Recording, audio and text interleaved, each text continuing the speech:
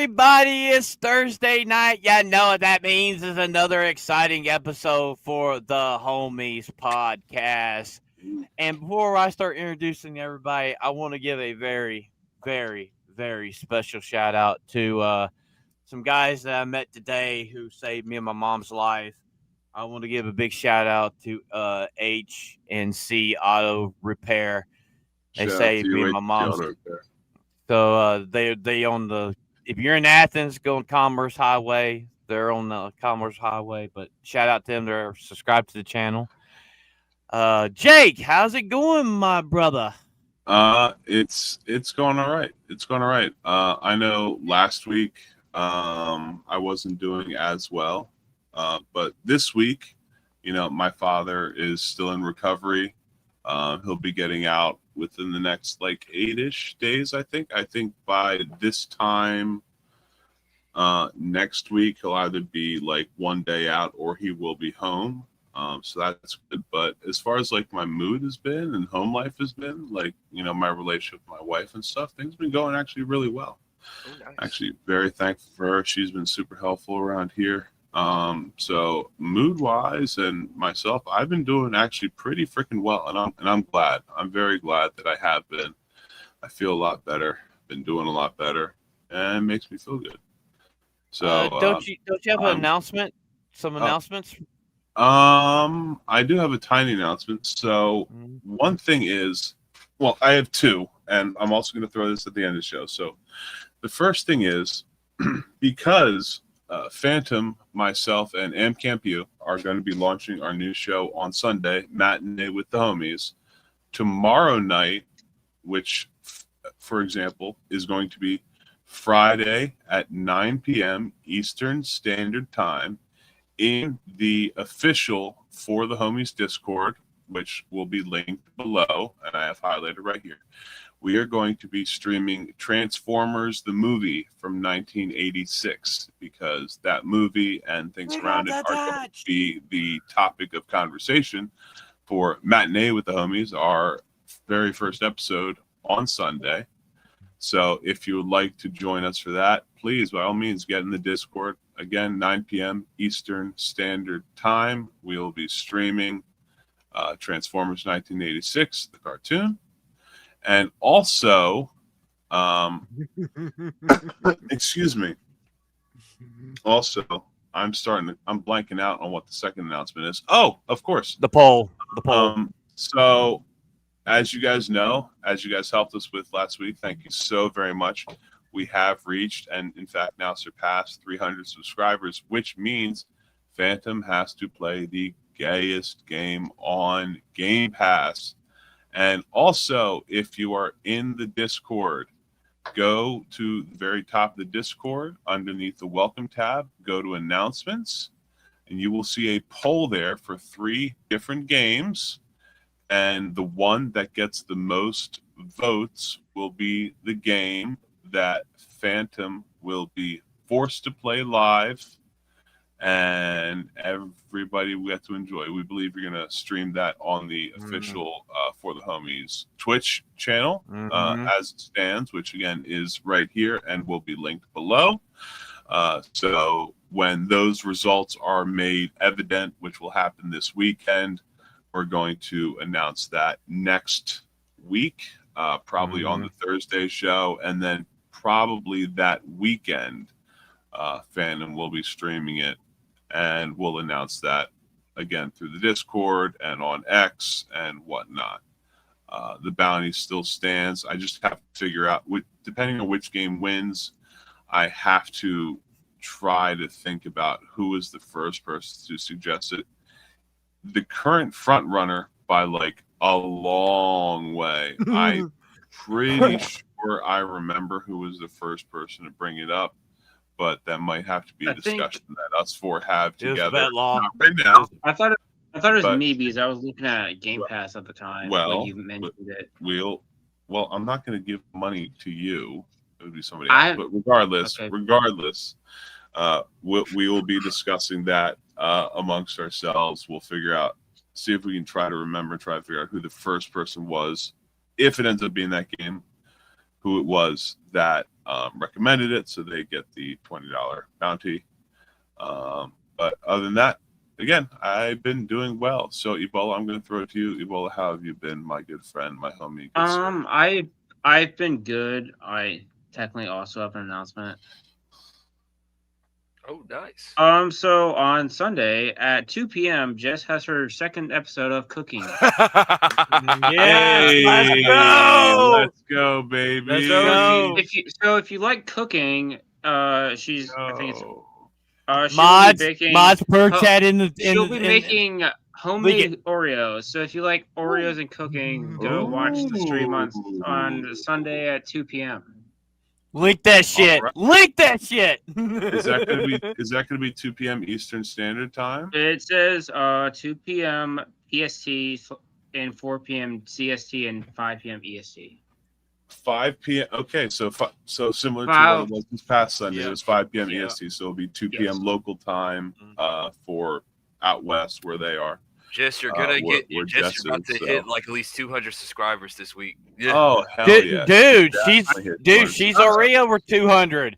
Dude, her stream's nearly at 400 views, dude. Her stream's nearly at 400 views. We're gonna get this stream to 500 views. We're gonna get it to 100 likes, and we're gonna make sure she gets like 250 subs. We're gonna promote your stuff if you. We're gonna promote the shit out of that. Yeah. So. Anyways, throwing it to you again, Kreese. Kreese, how are you, sir? How are you doing this week? Man, it has been a fun week. Next week I'll plug the next two guests because boy, that's just gonna be fun for all of us. Yeah. So food bar, baby. Food bar. Yeah, for sure. Definitely next week we're gonna be having a whole bunch of stuff, but I'll get to that in the ending of the stream.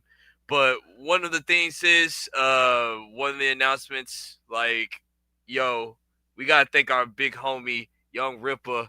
Hey man, congratulations, sir. Congratulations. If you're watching, congratulations, man. Like on either another Young Ripper or a Ripette or whatever. So if it's a Ripper or Ripperette, hell yeah. Yeah. So shout out to Young Ripper, Eric July, and his wife, Lady Ripper. Like he's nothing but turned into old Ripper. Yeah, because Young Ripper is going to be a part of the family. He's Papa Ripper now. He is Papa Ripper. Absolutely. No longer. So, yes, absolutely, Ripper. Eric. You, Eric July, you and your lady, congratulations on the pregnancy. I hope everything goes smoothly. Yeah. God be with you guys. God be with your child. And I pray that the pregnancy goes smoothly. And that the birth goes smoothly. I hope everything goes well, and you guys keep it under wraps for about like 6 months. He said he wanted to see what it was like to be like a normal family or whatever. He didn't want nobody to know or whatever. So he did it on purpose to just have some privacy with him and his wife or whatever. And you know what? I respect it. As he will say, I respect it. So, I respect that. I respect that. So, I mean, you already know it's Thursday night. You guys could have been anywhere, but you're here with us. We're 3:05 up in this mug. Well, 3:06 now. Phantom, how's it going, man? We don't got no guests, but real quick, Phantom. I just want to address Weasel. Weasel, yes, this is something that my wife and I are discussing. We do have some pressing real-life familial issues to deal with. But, yes, when the time comes, the time will come. And probably similar to the way Eric July and his lady handled it, like the moment she becomes pregnant, we're probably not going to announce it. Maybe it'll be kept as a little secret between like us and a few other select people. But it's not going to be like an announcement until later on down the line, but I can say as it stands right now, there's no children on the way as it stands, but we'll make sure that people know once the time is right. So don't even worry. And definitely that child's gonna be loved. It's got some proud uncles right here on the pound with you. So proud uncles right here when it happens. Thank you guys. Thank you so very much. But after a horrific morning. I'll talk to you. I'll let you guys know what happened in Discord after the show. But yeah, so it was a intense morning. And thank you guys for coming in. And make sure to go to Discord and vote. I mean, I looked a little while ago and the fucking it's like 85% for the Veilguard. Yeah. Well, hell, I voted for it because I see people doing the creator character, and they were raging. I'm gonna have fun with that shit. I think I closed Discord for the stream because I already pulled everything up, but I have a feeling that excuse me, I don't have a feeling. Last I checked before I closed Discord, I was the only person who didn't vote for the Veilguard, and I feel like I did that just to not show like bias or favoritism, just to let there be some type of competition. But you guys don't give a damn. Y'all are steamrolling straight through that. I mean, I voted for the game I voted for because it looked like it would get gayer earlier and faster. But you guys want Veilguard, it seems. And again, you guys have suffering. Around a little under 48 hours. Yeah. Probably vote 6 hours to vote. So go ahead and vote. And who knows? Maybe I think it'll be done by Saturday night. And so, Phantom, you might be able to announce the Saturday night what game it's going to be. So, we'll see. And if I remember right, I think the first person that mentioned that game was Betlaw. He was the first person to say that's the game. If we establish that it ends up being Batlaw, then Batlaw will be the one to get the $20 bounty. We'll see. But yeah, and I am so excited. I am so excited to launch our new show on Sunday. It's going to be 11 o'clock Eastern in the morning. Wait, 11? I thought it was going to be 1 o'clock Eastern. 11 or we'll figure it out. We're gonna have to figure that out real soon then. Yeah, and I want to thank everybody. We are so blessed. I checked our watch hours. We're probably going to hit our watch hours before we hit 500. Thank you guys so much for watching our shit. Thank you. Yes. Thank you guys for watching our shit. Thank you so very much for watching our shit. Thank you so much for subscribing. Awesome. Shout out to UK Gamer. You know you've done. And regarding MCAM View, which tab is the ball under? The very top of the Discord, under the Welcome tab. If you look underneath that, you'll see announcements. If you click on announcements, that's where the poll is. That's where you'll be able to vote. Thank our past guests for helping us out too. Like, so shout out to like Ripa, Drinker, Jay, the Saskas, New Black Street, all you guys, man. Like, thanks to GCA, man. Thanks to the homies at GCA, man. Like all the GCA people. Absolutely. I'm just gonna say this before. I'm just say this. Like coming next year. Oh boy, you have no idea. You have no idea for next year, man.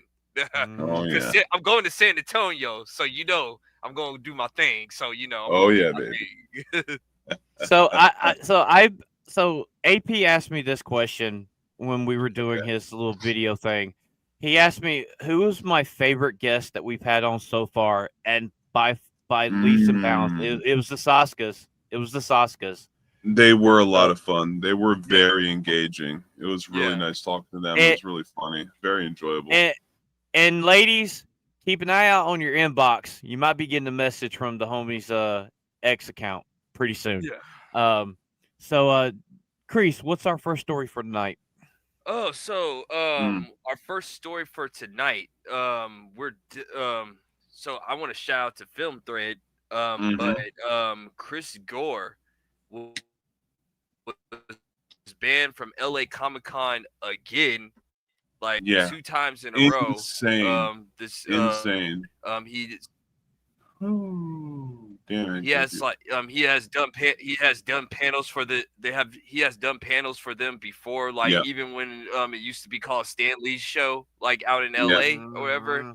And he feels like he's been rejected way too many times. Like when you do it twice in a row, like you go where you're wanted, not where you're tolerated. And so Chris just basically just had enough of it, and he just took it to X, and he just put out his frustrations or whatever. And a couple other creators just said like, Chris, why won't you just start your own convention, man? And like we start our own thing, like, you know. And you know, Gary said he's in. Benny Johnson said he's in. Zachary Levi tagged in, and like, you know, Oh, dude. Hey, I might send an email to Chris Gore on Film Thread and say, yo, for the homies, we in, like, let's do it. You know what I'm saying? Like, I'll help out or whatever. You know, like, you know, we need to get our own conventions. I will say the one thing that really pushed me over the edge for it was Zachary Levi coming out and saying that Chris Gore and Gary from Nerdrotic should do their own convention. I was like, oh snap, we got AAA Star up in here saying you guys should start. So what I'm going to do while we discuss this is they on Film Thread they discussed this on Film Thread versus. As you can see, here's everybody here. And that's right there. We've had him on the show. Sub. I'm just going to play this muted. Sub. I'm going to read Chris Gore's tweet here, then just let this play muted for the next couple minutes as we talk about it. So what he says here is, first off, he retweets the Star Wars girl who says, here are some of the panels listed for LA Comic-Con. As you can see, we have things like gay geeks and where to find them, Afro weirdness and their urban superhero, 18 plus, trans masculine representation in entertainment, empty room, and queer sci-fi on a budget, DIY world bending for indie creativity. All those were empty rooms. Chris Gore. That's every time when Chris Gore goes to LA Comic-Con or any Comic-Con, his panels are always filled up, like seat to seat, standing room only, or whatever. And like, because Chris Gore has been doing this longer than a lot of these people have been alive. I mean, Film Threat was a zine in like 1989 or 1990 was their first year. They've been doing cons forever. But let me go ahead and really quick read this tweet off. There's something I want to talk about that Chris Gore was talking about what happened there. It kind of pissed me off. He says, quote, I've done 3 or more panels every year since LA Comic-Con launched, and they were always packed. Unfortunately, this is the second year in a row that all of my panels have been rejected. I applaud LA Comic-Con for their inclusive programming. I just wish I'd been included. So I'm going to let this play muted for a couple minutes. You'll be able to see some more tweets and stuff. Let's go ahead and talk about this. So one of the things that Chris Gore was talking about, they did an abomination of a AI generated hologram of Stan Lee. It pissed a lot of people off. Terrible. It's like terrible taste. It's like terrible taste.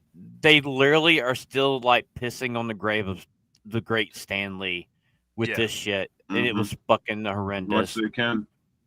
Yeah. As long as he keeps putting butts in seats, if you will. I'll say this, man. Like, I agree with Chris Gore. Like, you know, you go where you're wanted, not where you're tolerated. And like, you know, I think Chris Gore should start up his own thing. You know what I'm saying? Him and Gary or whatever, you know.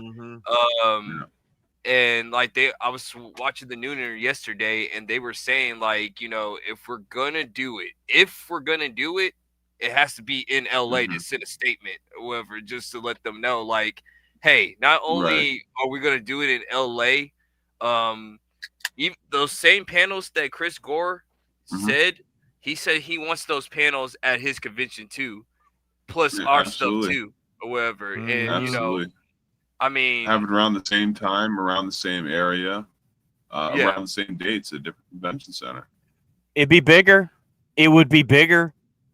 It's like, I feel like it would be, especially considering Kreese. Just to use an analogy, someone like you who goes to a lot of conventions, you're someone who's really serious about this stuff, and based on the prices of certain things and the amount of travel you have to do, I would think, and you could tell me otherwise if I'm out of line here, I would think that if not the majority, at least the large plurality of the people that go to things like LA Comic-Con are like real, genuine nerds. Like, Yeah. not BS. Like, they want the real stuff. They don't want Afro weirdness and the urban superhero 18 plus only type stuff. Because they want to see Chris Gore for crying out loud. They want to see Chris Gore, but they also want to like talk about nerd stuff or whatever. Like, you know, like why is this Jedi better than this Jedi, or why the interest of Goku versus Superman is stupid or whatever. Like, you know, things like that, just nerd stuff or whatever. And the prices have to be good. If the prices are good and the entertainment is good and there's good like guests that are going to or whatever, like that's another thing. Like you want to have like good guests that are coming over too or whatever. Yeah, that's just the thing. We want to. These people have to pay to fly there. They have to pay for the hotel room. They have to pay for their food. You know, their tickets can't be $200, $300, $400. You know. Yeah, and that's just for the shit. Pass. That's like for the normal pass. Like if you're doing like normal day, like normal days for LA Comic-Con or whatever. Now it is. Hey guys, sorry. So we got breaking news in the chat. So Riley Gaines, she had a baby today. Oh. Riley Gaines had her baby today. Riley Gaines, shout out to you and congratulations on giving birth to your child. God be with you both. Yeah, my goodness, and your husband. Excuse me. Congratulations. But before we continue on, I want to read this specifically. I want to read the description for queer sci-fi on a budget, DIY world building for indie creators, and it reads, quote, "How do you bring a queer sci-fi project to life without a studio? In this conversation, filmmaker and VFX artist Alden Peters of Friends of Sophia, Femme, Coming Out, never heard of any of those, shares how he built a wildly imaginative film and series that blends speculative fiction with identity, history, and chosen family, using tools like Blender, DIY green screen, and iPhone-based virtual production.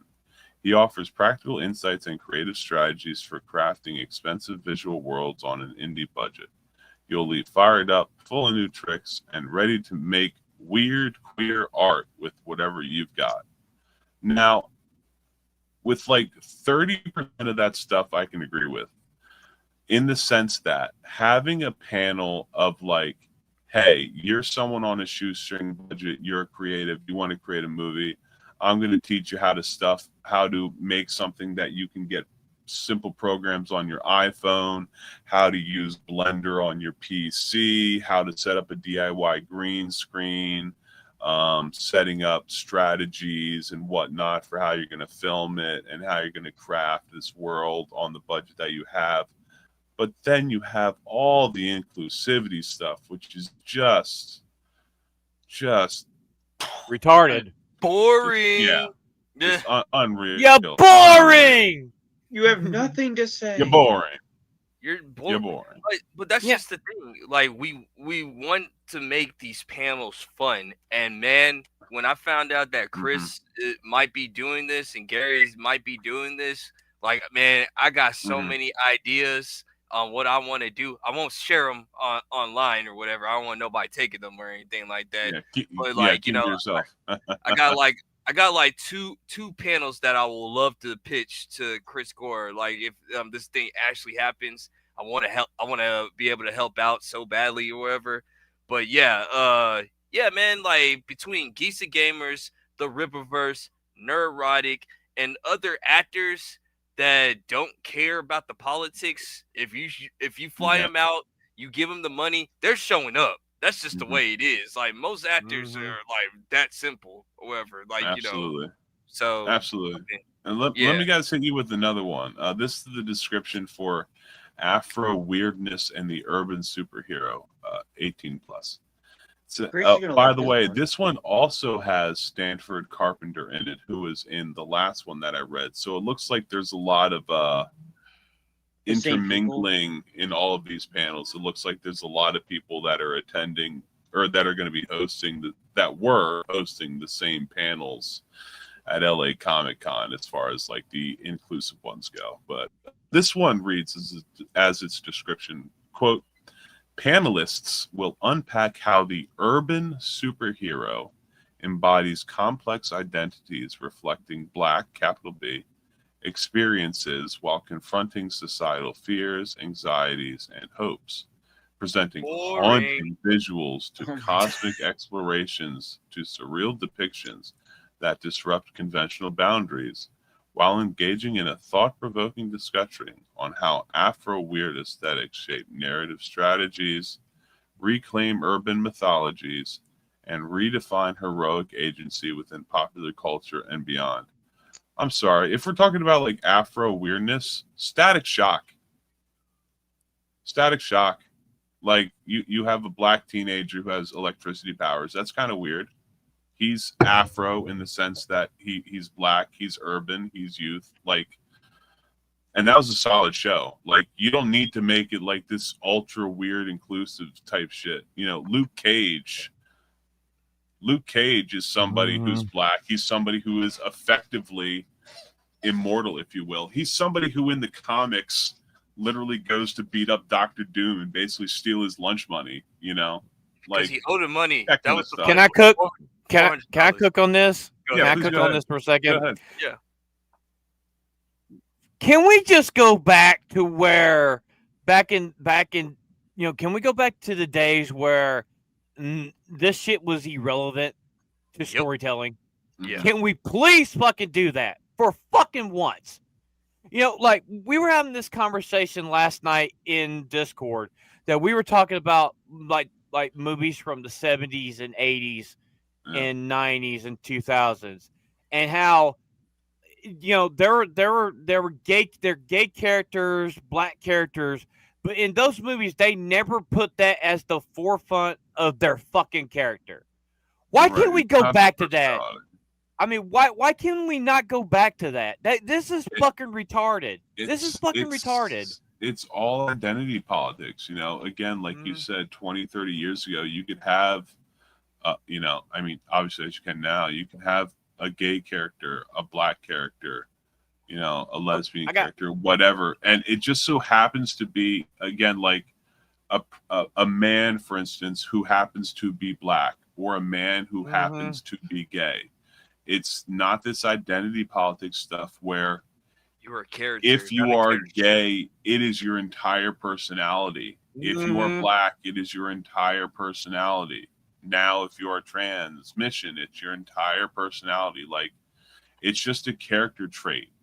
That's the way it should be. Just like I'm white and I have a beard and a ponytail. It's not who I am. It just is a trait that I have. You know, if you shave my head and my face, it doesn't fundamentally change who I am. It might make me look different, but I'm still the same person. And that's the way it should be for basically everything else. Well, let me give a prime example. If anybody's ever seen the original Revenge of the Nerds, they had a Black gay character. Dude wasn't gay. He played a gay character, but he played a gay Black man in the movie. And basically, they didn't use that as the focal point of him. No. They actually made it as comedy, right? And like with all the nerds, because he was one of the nerds, they were all in the first half of the story being made fun of by like the jocks and stuff.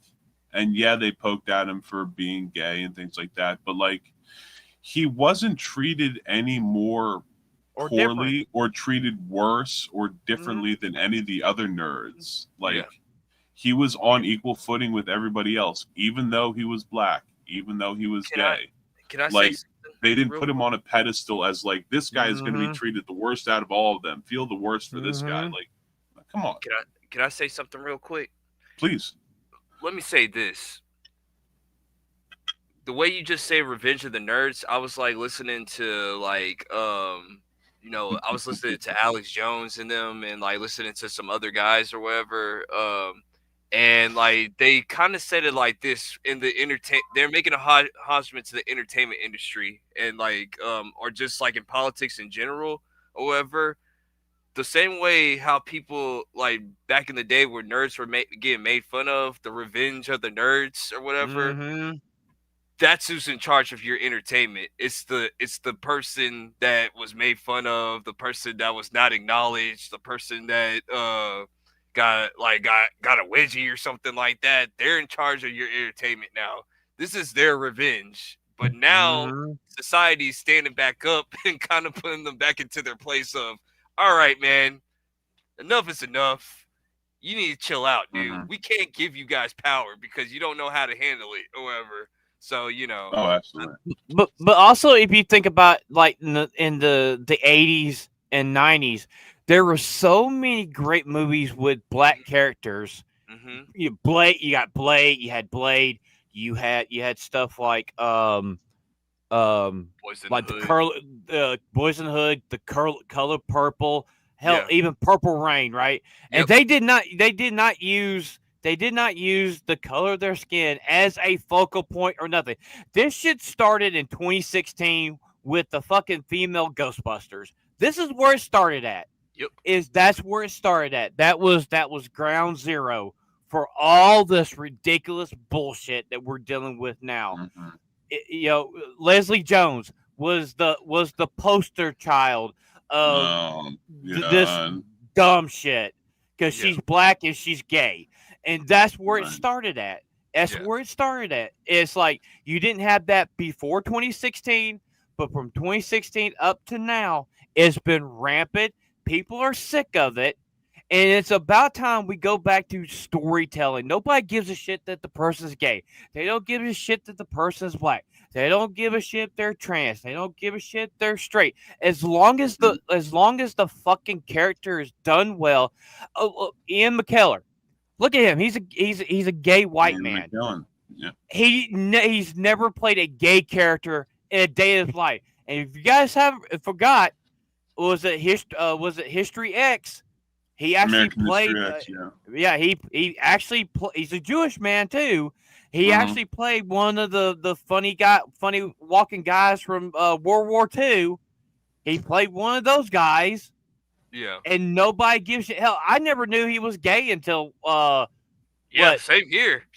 And I didn't know he was gay until like a decade after the Lord of the Rings movies ended, basically. Until he showed up at his first Pride parade, and I'm like, "Damn, he's gay." What It's the like- fuck? They were saying Magneto's gay. I'm like, wait, what? He is? I didn't know. Like, it's The like, thing is, he actually a few years ago came out and attacked the people that said if you're gay, you need to play a gay character. If you're straight, you need to play a straight character. That's the He's most like dumbest thing that's stupid.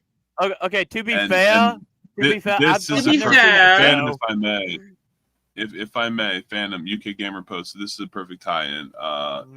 Ian McKellen has played gay characters in a UK television show. So, Ian McKellen, is a classically trained stage actor.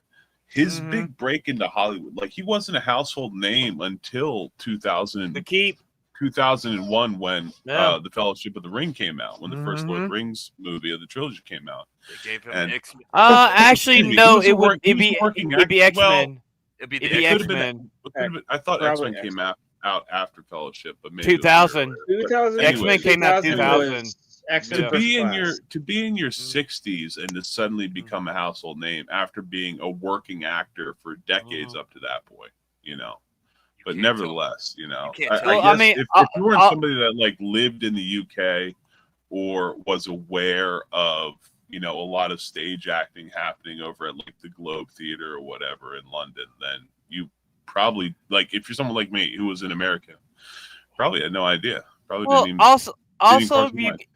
Also, if you go back and look at the time, look at Rock Hudson, gay man. You gotta look at Kevin Conroy. Kevin Conroy was gay. Never was a part of any character he No. voiced, by the way. I didn't know he was gay until he actually died. Kevin Conroy And- just happened to be gay. Well, this gets to the point, Ebola. Kevin Conroy is a man who happened to be gay. It's just like my favorite Douglas Murray quote. There are men who happen to be gay, like myself, and then there are fags.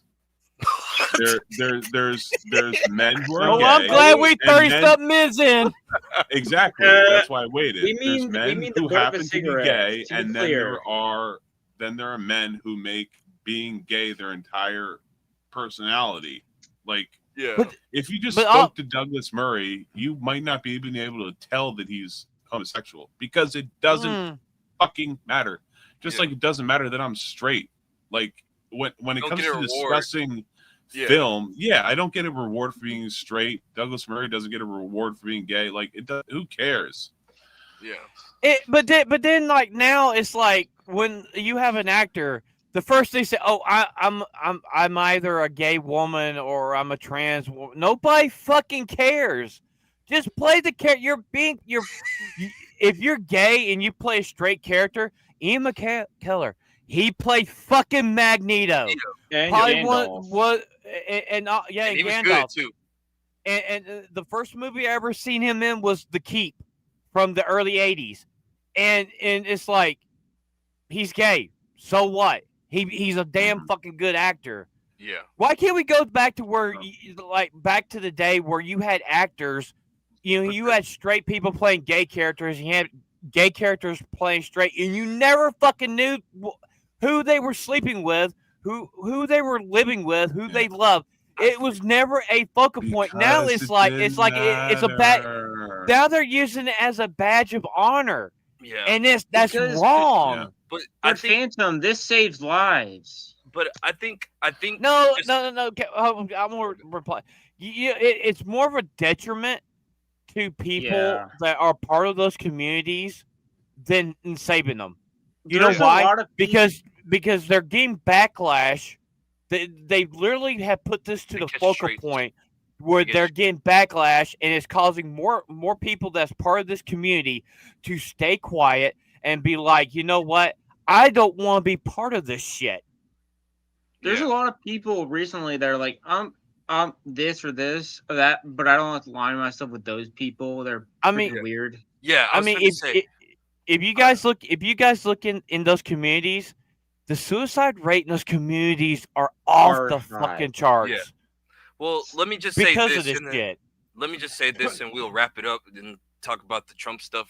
I think overall, this is why we need our own convention. So then that way we'll be able to talk about these things or whatever. Like, hey, if you have this opinion, if you want to talk about queer stuff and black gay stuff at the convention, cool. As long as people with a conservative point can talk about how we need to protect our media, can be at the same convention too, because we're all in this together. We're all nerds.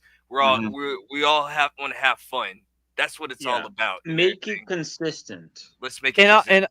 And also with all this shit right here, that's just another form of racism. Yeah, it's just another form of racism. It's like, oh, racism's bad, but you motherfuckers are the biggest racists of them all because you want to exclude people that don't conform to your fucking bullshit. Ideology. Yes. Yeah. Because none of us here, and I doubt anyone watching, believe in the neo-racism definition, which is what? Racism is just privilege plus power. That's stupid. Privilege is i.e., which means, according to neo-racism, as I'll call it, it means if you are white, from the moment you are born, you are racist, and there is nothing you can do to not be racist. You are inherently born with power, even if you are one of the poorest white people to have ever existed. If you're someone whose family makes so little money a year that you have to be on federal benefits just to eat, and a black billionaire walks by, that black billionaire cannot be racist towards you no matter what they do. But just by you existing, you are racist towards them. No. I believe in racism as it classically is. If you are bigoted towards someone based on immutable characteristics such as the color of their skin, that makes you a racist, period. That is the definition. Don't try and change it. It's worked as a definition for a word perfectly. There's no reason to try and change it other than if you're trying to map the margins and bring all the marginalized people together to make that the new group to push out whatever else. Charlie Kirk had Charlie Charlie Kirk had the best he said the best thing about like white privilege and all this. It's a fallacy. It is a made up.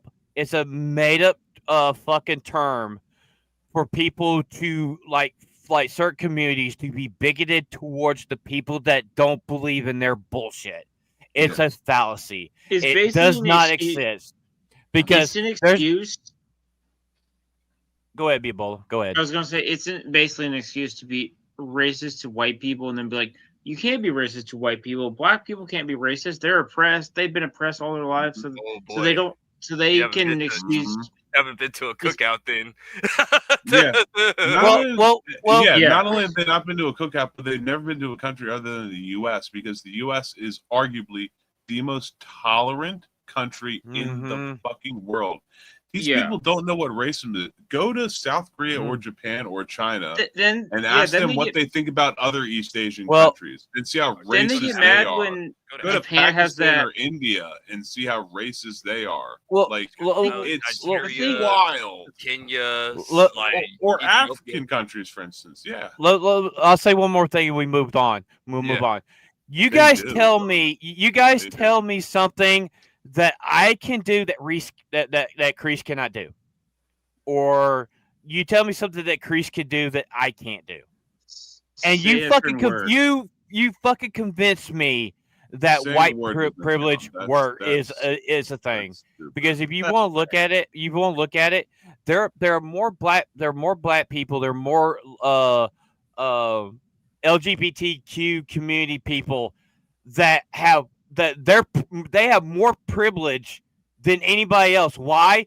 Because they made themselves to be out the fucking victims. They're the ones that literally are the ones that are pushing these harmful agendas towards every fucking body.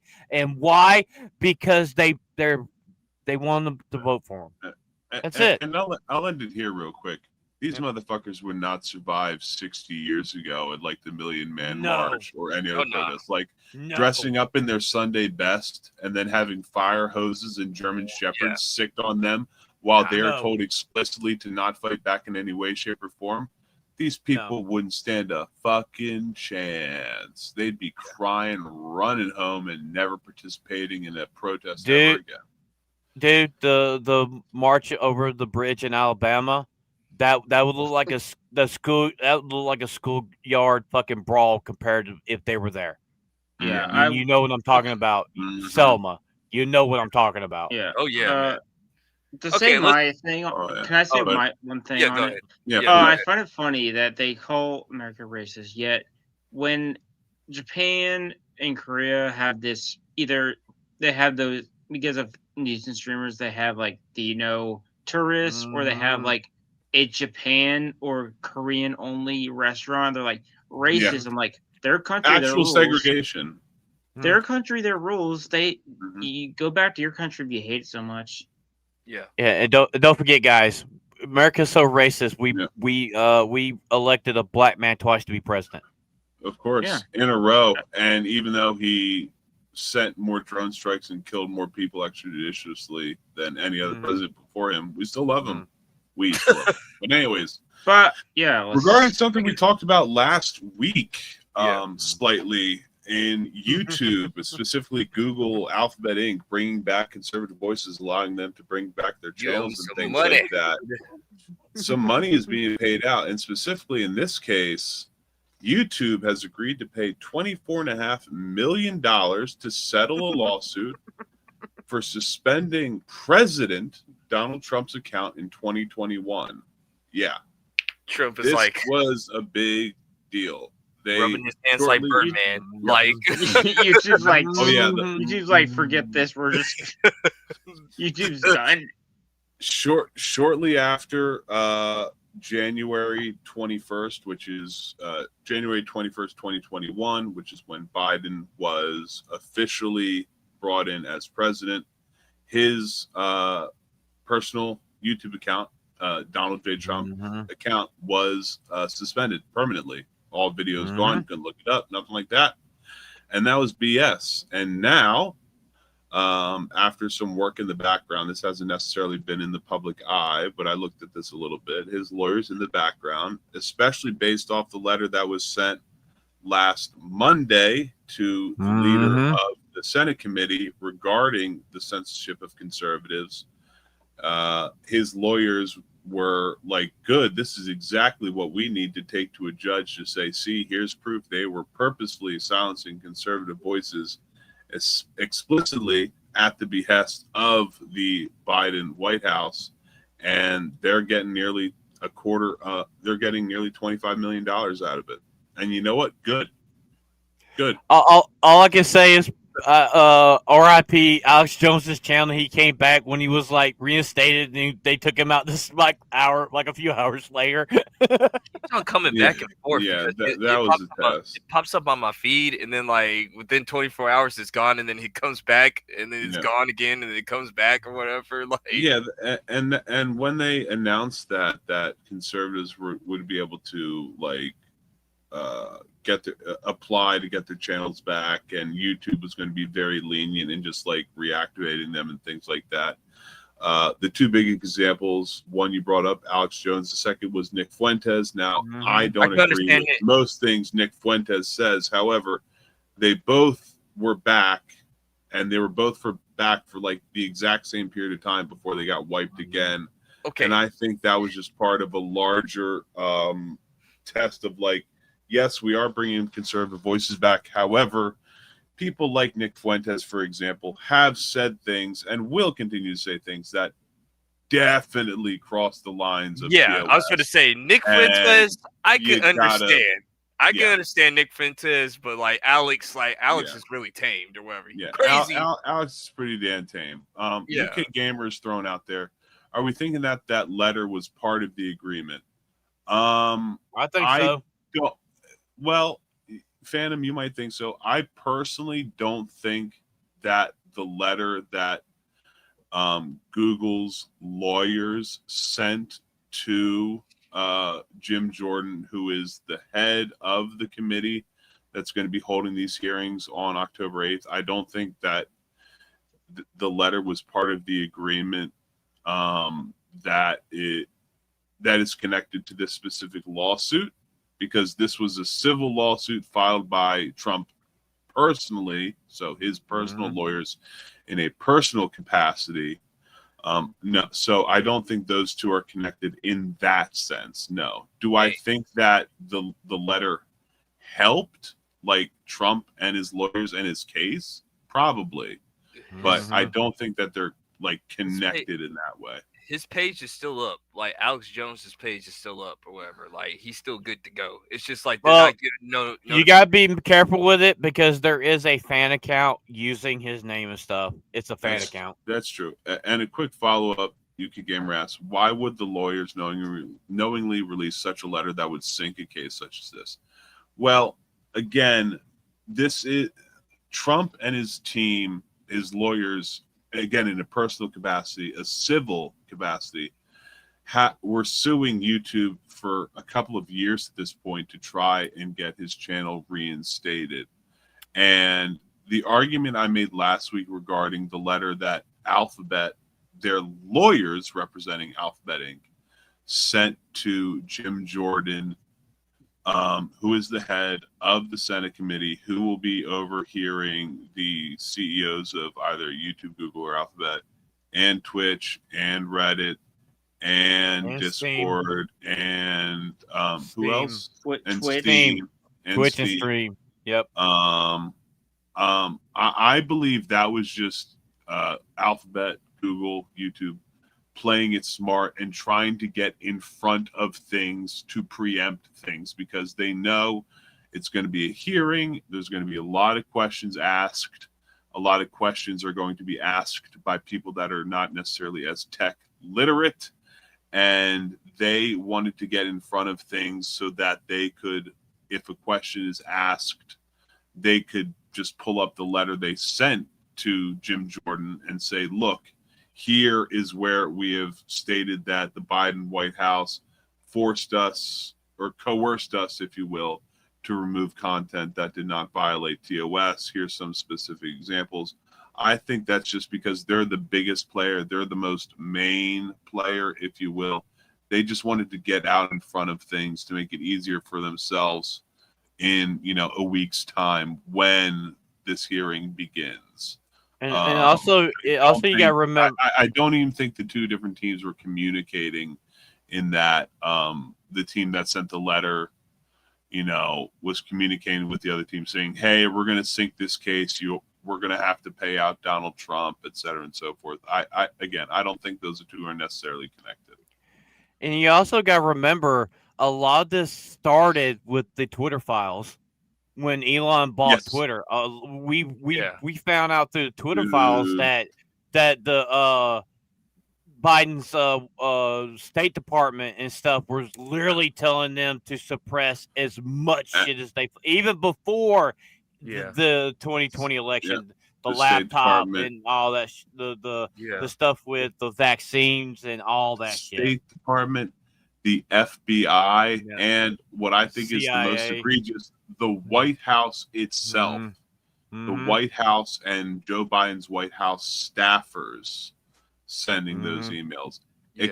And one of the things that I think people forget is how one of the things that they asked these various companies for, including YouTube, was they explicitly asked for these platforms, whether it be YouTube or Reddit or Steam or what have you, to program in a backdoor so that for the sole purpose of allowing the United States government access to this private data so that they could, without having to reach out to YouTube, for instance, remove videos or channels or whatever of their own volition.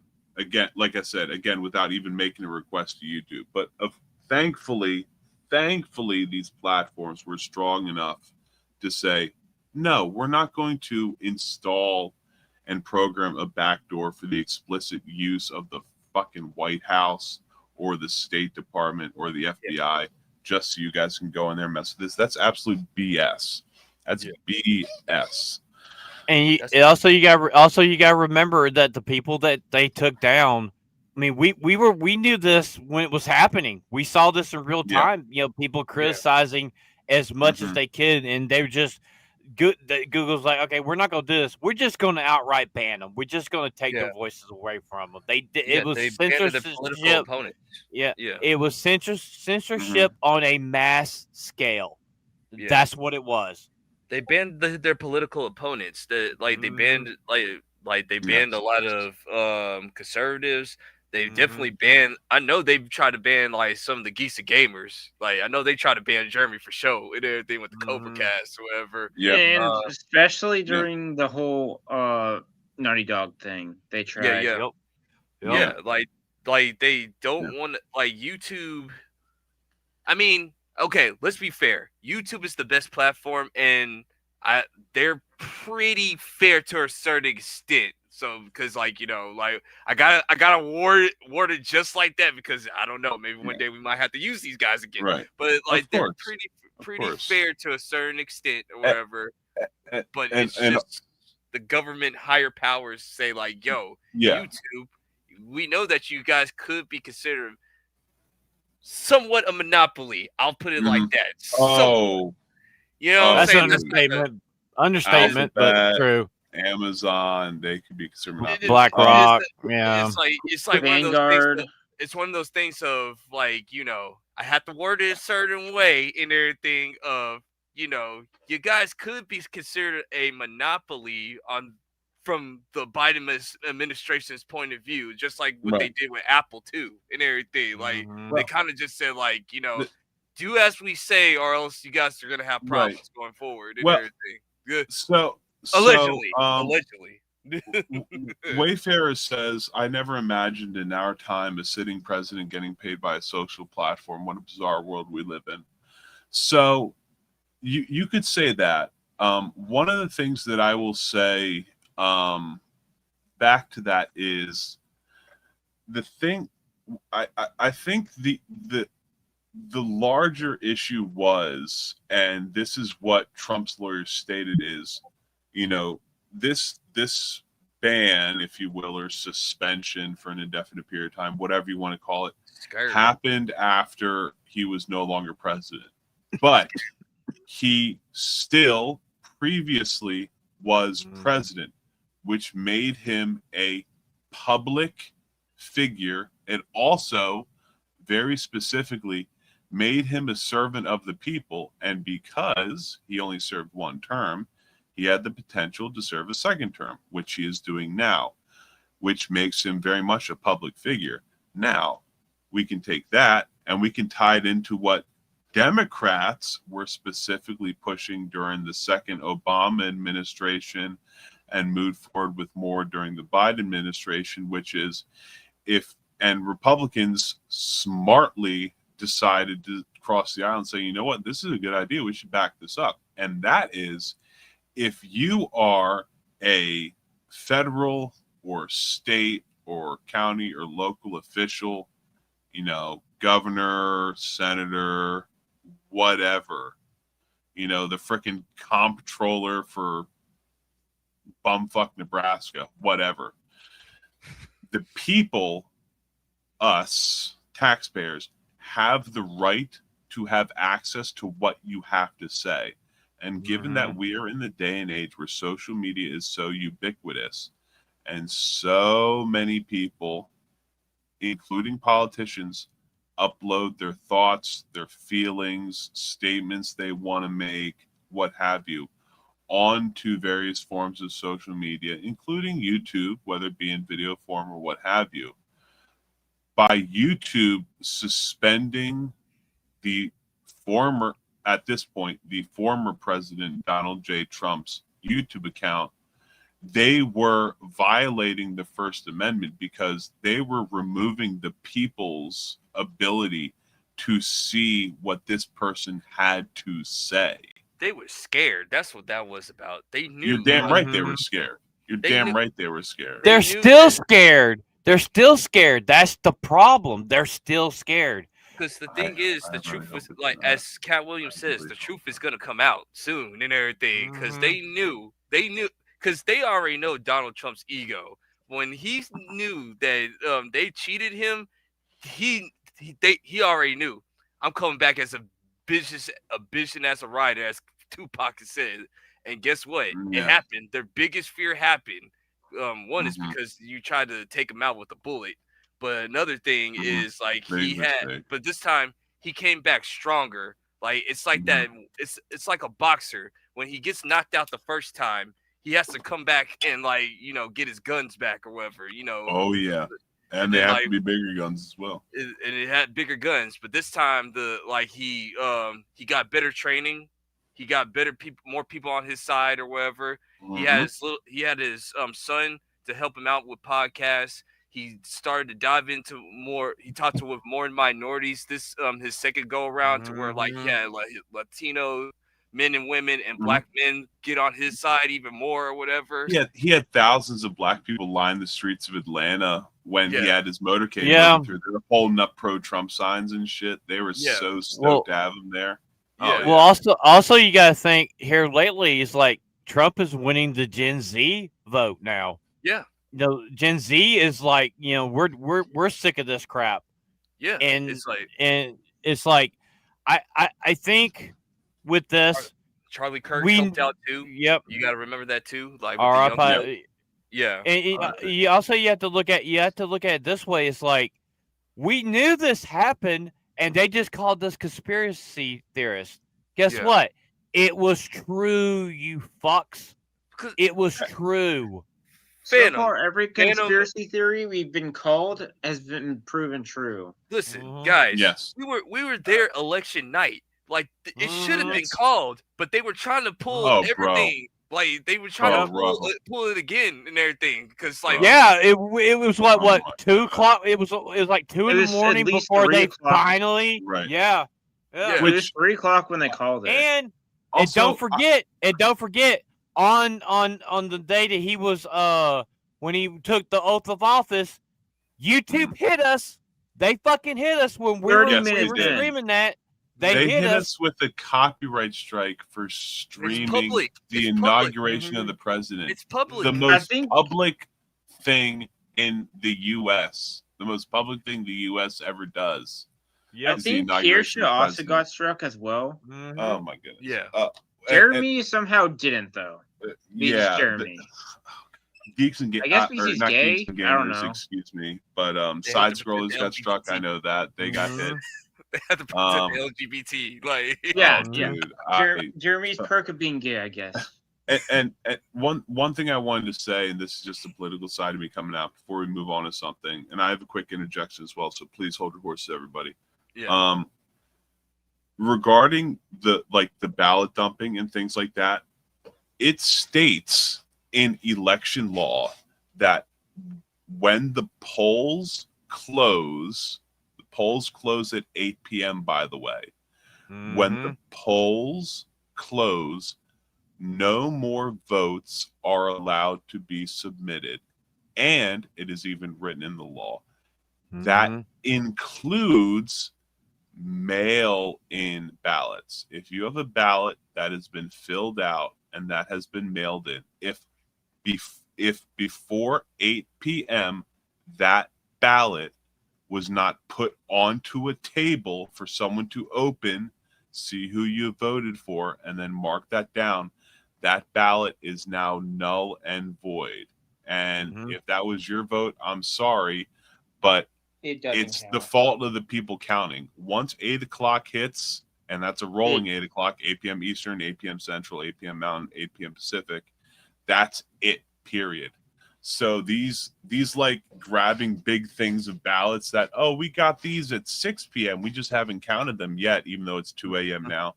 No. That's bullshit. And you know what? Trump still won the popular vote. Yeah. And we said this that night. The 2024 election was too big to rig this time. It was too big. It was gigantic. That was the statement we were saying I'm not all gonna year. lie, It has like, to be too big. When we had to wait about 2 more hours, dude, I was saying, "Oh Yeah. man, Yeah.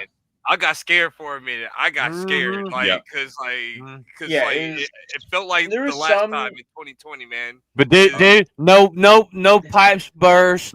No, there were no fires. There was no nothing. And trust me, I know the people that actually was at that place in Atlanta where the pipes burst. Yeah, where the pipes burst. And they told me, well, the thing was, it was the sewer line that busted, but it didn't even busted. Fuck off. Anyways, now guys, I did say I had a quick interjection before we move on to trailer trash to look at a trailer. I was sent something by Nishi. Excuse me. Shout out to you, Nishi. From nearly an hour ago that I want to show you guys. So this is something that we might only comment for a couple minutes, but this might be something I want to look into more and potentially discuss next week. But what we have here is Eric July posted, quote, I got an email here from Indiegogo, specifically as a backer. He was backing a project today, and things are get interesting over there. If you haven't heard, GameFound bought them out, and it looks like as if we are entering a new phase. A new terms of use takes effect on the 16th, I assume, of October. And here are some interesting bits. The thing that got me the most is this last bit that he highlighted. And for you guys who can't see this, I'm going to try to open this, make it a little bigger and zoom in for you guys. And I want to read this. Under number 5, they wrote, quote, Indiegogo's right to withhold or delay payouts. Indiegogo reserves the right to withhold, delay, or conditionally release funds collected during a crowdfunding campaign, late pledge, and pledge manager if there is a reasonable suspicion that, and a few bullet points. 1, you are engaging in fraudulent, deceptive, or misleading content. You are unlikely to deliver the promised reward or service to backers, for example, due to material deterioration of creators' financial standing. There is a risk that the funds will need to be refunded to backers, particularly where a high volume of refund requests is likely or reasonably foreseeable. Now, who the arbiter of that is, well, it's Indiegogo, but that's really going to depend. And then Chris, there's you know who I'm thinking this one about, right? here. Yeah, There that's is- why something's There foggy, is man. a reasonable suspicion that the funds are subject to investigation, seizure, inclusion in bankruptcy estate, insolvency proceedings, restructuring proceedings, or any similar legal Ribbit. process, or Ribbit. that you are at Ribbit. risk of insolvency or bankruptcy, which may result in the funds being subject to such proceedings or in the inability to deliver products or service to backers. You violate Indiegogo's terms of use. These guidelines Get or applicable private. laws. That's funny. Get Another private thing chat. is this last bit here. When Indiegogo identifies elevated risk factors, it may, at its sole discretion, one, require you to provide additional documentation such as production agreements, fulfillment timelines, or manufacturing estimates. Ribbit. Require Ribbit. permits Ribbit. or other authorizations issued by relevant authorities or regulatory bodies. Hold a portion of the funds in escrow or release them on a milestone-based schedule.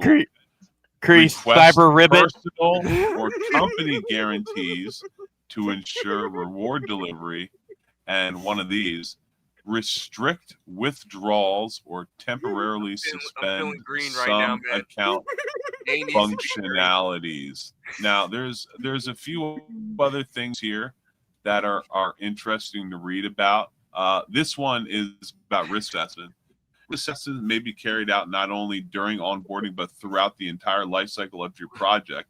If the risk assessment is negative, Indiegogo may, at its sole discretion, deny or suspend onboarding at any stage, suspend or terminate an active campaign if risk indicators emerge after launch, or cancel a project during the late pledge or pledge manager phase. This is a big deal.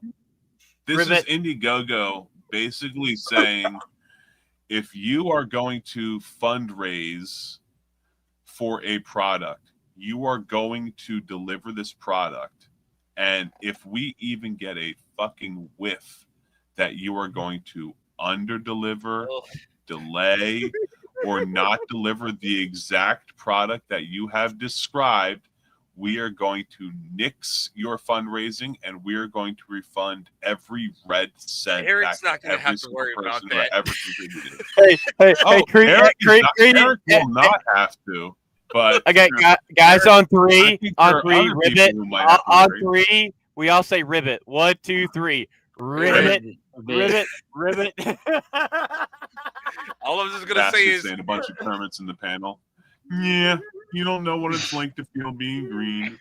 it's like, Oh man, dude, when you were just reading that whole entire thing, I only just thought of one person. I won't say his name. I because bet he you just thought brought of up three close. specific letters. It's the like whole time. it's like I'm because Hey, Crease, better term. Throat goat. The throat goat. Like, I'll just put So- it this way, and then we could just move on to trailer trash or whatever. Yes, please. Like, Yes, please. Ripple ain't gonna have to worry about this for people. No, of course not. Of course not. Because he puts products on By the time way, or whatever, and Ripple also talked about this like last year or whatever, but about the specific thing. So like, I remember him talking about this. So yeah, all I'm just gonna say is, bro, you better start delivering, or you gonna have to talk to the feds on why you haven't been putting out products. That's all I gotta say. That's all I gotta say. I think Jake, you gotta put ribbit. You gotta put ribbit on that. Hold on a second. Hold on a second.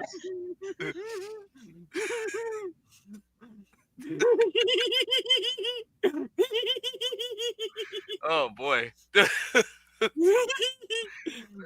It ain't easy being green, man. But yeah, I think we should go to trailer trash or whatever. frog. Boy, robotic ribbit.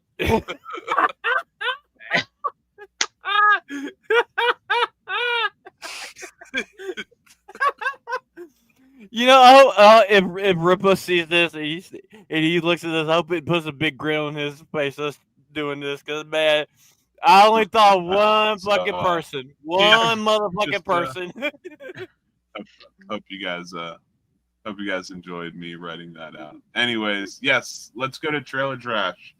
Phantom, you brought this trailer to our attention.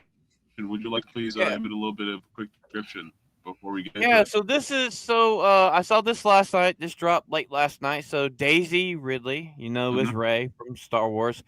Her new movie is the first movie she's done since that one with Tom Holland, where she can hear his thoughts and shit. And when did the Express one come out? that came out like 3 or 4 years ago. God, Okay. I have no idea. Oh boy. There, Weasel. You will He's out. Weasel. But So yeah, let's this throw this movie. to people each. I have no idea what this movie's about. Also, the trailer, it's really hard to tell. But one thing I can say is I don't think it's post-apocalyptic, but it does seem to be like concurrent apocalyptic. Like there is obviously something very bad happening while the movie is taking place. So we'll see. Anyways, we'll leave it up to you. We're gonna light this candle in 5, 4, 3, 2, 1, and go. We Bury the Dead, which I feel like if you're any like modern or hell even pre-modern civilization, you would be smart to do so. There's a reason we do it. There's a reason Sanitation-wise. most of us at least don't just leave our dead people out in the middle of the road to be eaten by carrion and get bloated and explode and spread disease everywhere. And all we know is that it's coming soon. We know that it has 1, 2, 3, 4, 5, 6, 7, 8, 9, 10, 11, 12, 13, 14 production companies behind it. Oh damn! That's too many. You ain't gonna get no money out of this. She ain't gonna get no money. And they have an Instagram, and they have a TikTok, and they have a Facebook. Yay! So if you really want to look into it, go to at We Bury the Dead Movie on Instagram, or We Bury the Dead on Facebook or TikTok, and that's kind of that. It's one of those things. Ronan says, it's the director of The Monkey. Maybe this could be good. The Monkey was good. I think that director has chops. He certainly showed in that. But this movie looks completely different. And like I said, even after watching the trailer, I still have no idea what the fuck this movie's about, other than some type of iteration on zombies, at least. Like we don't. That's all I can know say. we don't know the plot of the story. Nope. And they gave seemingly none of that away in that trailer. So I guess that could be no a good idea. thing that there's No idea that what the we fuck don't is know happening anything there. about, because too many movie trailers now just give the entire movie away. Yeah. That is So- true. so That does happen. So, ladies and gentlemen, we're coming to you guys' favorite part of the show. It's time to let Ebola cook. All right. That's right. Ebola, it's your time to Okay. talk. Now, Well, it's like I'm gonna tee up Ebola real quick. Now, as you guys might be aware, J.K. Rowling, she's a famous person. She's a billionaire. She's also somebody who, like, every time she becomes a billionaire, she donates an amount of money to bring her underneath being worth a billionaire. And then every time it goes over, she keeps like donating. So she keeps like getting underneath being a billionaire, which is really nice. Also, she's doesn't have a ton of family, so a lot of the majority of her money is going to be donated to various places upon her death.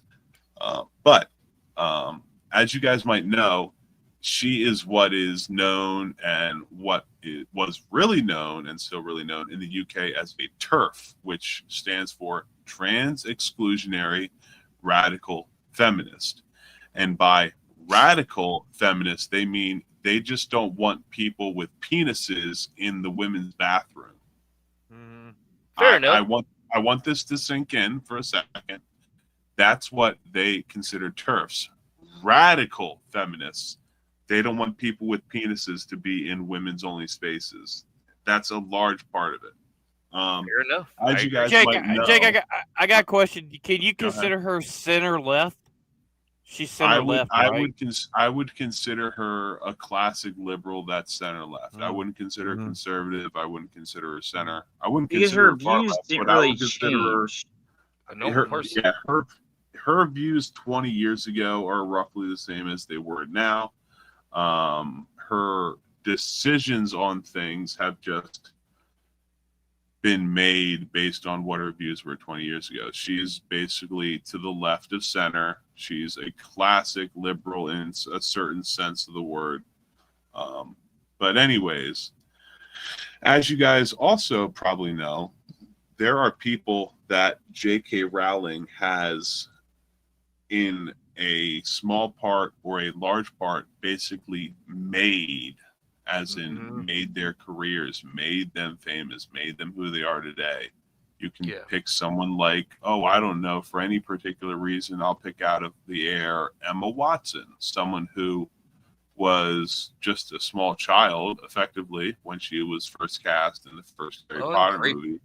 And suddenly, after 8 Harry Potter movies, she is a very famous person. She is a grown-ass woman now who is effectively married to herself because she needs to love herself and she can't spend that love. She's married to herself? Yeah, she's one of those people that proclaims that she's married to herself because she needs that self-love and things like that. But, she has. I think she's engaged to somebody. Well, let me put it this way: Emma Watson's best friend is batteries. Just saying. And AP is right. J.K. Rowling hasn't changed left. It correct. Now, recently, as you guys know, J.K. Rowling, J.K. Rowling personally hasn't had that many issues with people that she has worked with in the past, but people that she has worked with in the past have had issues with her, and this almost always comes out as people that she has worked with in the past have said things against J.K. Rowling, either things that she has said or things that she, quote, stands for, end quote, and they want to virtue signal and say, I am against J.K. Rowling and I stand with this oppressed group or what have you. And that leads us into where we're going now. So, Ebola, if you would like to go ahead, excuse me, I will go ahead and read this right here, and then I'll let you go off. The Critic magazine, it's a British magazine, posted Emma's, and this is regarding Emma Watson, Emma's passing admission that she still feels love for the woman who created her most famous role was enough to get her attacked by the hashtag #BeKind lot. So, what's the point in complying? J.K. Rowling responds by saying, it's quite extraordinary how many people think a crocodile will be so grateful you fed it red meat for years that it'll let you stroll away unharmed when you decide you want to break. Ebola, go ahead. All right. Okay, my first opinion is too little too late. You had 5 years to come out and I guess say, I want to be nice. You had her phone number. You could have pulled the Rupert Grint, which is basically just shut up. Yeah, the worst thing Rupert Grint is basically called her the crazy aunt you love. Yeah, which is fine. That's kind of what all the Weasley actors have said. They're like, she's kind of like the crazy aunt you love, but still kind of scared of at the same time. But I think I actually was looking at this, thinking about this quote, what it meant, and I think I narrowed it down what it means. It means, I think she's implying it's amazing how after years of bashing J.K. Rowling, now you want kindness and be nice to each other and think you're gonna get it. Yeah, now you want to break. You spend years and years bashing somebody. Maybe years after her not Yeah, we'll say maybe years of her not having acted for a while. Maybe she had some self-reflection or just realizing the wind's blowing the other Possibly. way, and she's like, Mhm. I don't. And it's kind of funny. People are attacking her now, calling her a traitor. I'm like, well, oh, that seems to be the driving force because again, like it says here in the critic, Emma's passing admission that she still feels love for the woman who created her most famous role was enough to get her attacked by the #BeKind group. Well, Uh, also, so the other statement that she did, she Which literally we'll get put in her other statement, Emma Watson had one of her personal people send JK a note, yes. and yes, it's like this was during the Heights.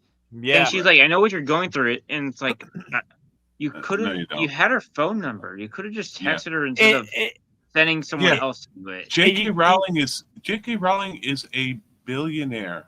Okay, she is partially in charge of a massive franchise, and even she personally speaks to people. And Emma Watson had one of her people reach out to her. But I wanted to say this: number one, anybody who in a X bio or the bio on LinkedIn, the same thing with having pronouns in bio, the pibs. If they have #BeKind, you know they're not a kind Fuck person. 'em. Number one.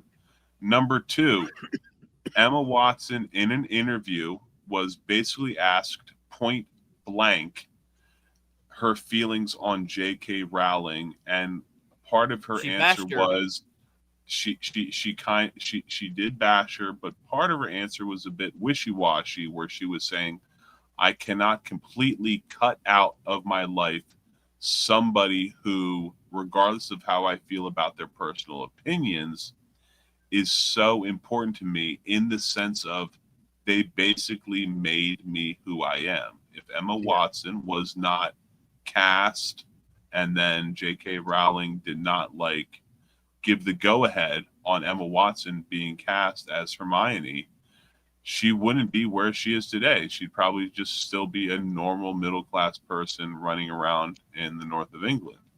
Yeah. You also got to remember this: if it wasn't for her at all, you know, if you look at Emma Watson's filmography after Harry Potter, she There's was not in that much movie. there. She was in that movie where she played a L.A. tramp that robbed people.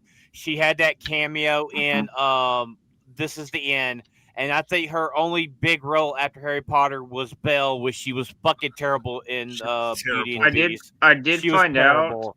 that it was Emma. Emma was the reason that they made Belle a Yeah. and Yeah. She ruined the character. Yeah. Yes. Yes. It was- Thank you. Kreese it can was- speak on that. Absolutely. Dude, like as a advocate of like 90s animation, when I watched that Disney Golden Age animation specifically. Golden Age animation, when I saw that atrocity of live action Beauty of the Beast, man, and they making Belle a feminist, I was just Burn it with heated. fire. I was yeah. I was heated, man, because one, she loved her father. She loved her father, man. Like she do anything for her father, but she was kind of like, nah, I'm like he's okay or whatever, or like she said the most dumbest questions in that movie of like, Yeah, she really did. Well, Chrissy, if you look at it this way, in the original animated movie, Belle was a strong fucking female character. Yeah. And this one, they made her a fucking girl boss for no fucking reason. No, Yeah, but what I was gonna say, Phantom, was made it like really the icing on the cake is like to undermine the Beast or whatever, or Prince Adam. Is like when he gave her the library as a surprise, after like she took care of him after he saved her life. I don't know why, though she lit the wolf, she ate her. But in this case, whatever. But she asked him the most dumbest question. So have you read all these books? I'm like,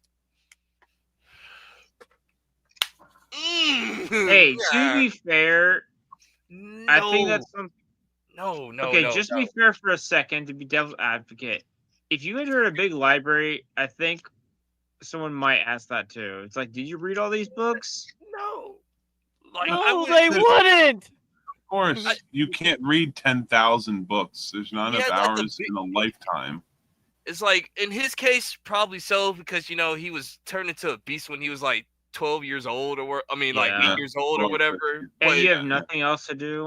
And you have nothing else to do but read or whatever. But still, like, the line wasn't needed there. It's just like it's an unnecessary. Like without the con, or just on a basic, it's a sentence that is like it's not that bad, but just it's not needed to be even in there to begin with. It just had nothing to be. I gave you a library. What type of question is that? Like, that's the biggest biggest thing that I could give you. Like, exactly. Like, and also, like, out of all the lines you choose that one. Yeah. Well, also Emma has been they put the stigma on her that she's rough to deal with. If you remember the stories behind This Is the End, her bitching, whining, and complaining on set, and they literally only had her for like a few hours, and she complained the whole fucking time. And their stories behind the last two films, her whining, bitching, complaining. I mean, so we'll be getting. Jake's gonna be reading JK's full statement in a minute. But she also throws Daniel Radcliffe in there because he fucking was a bitch towards her too.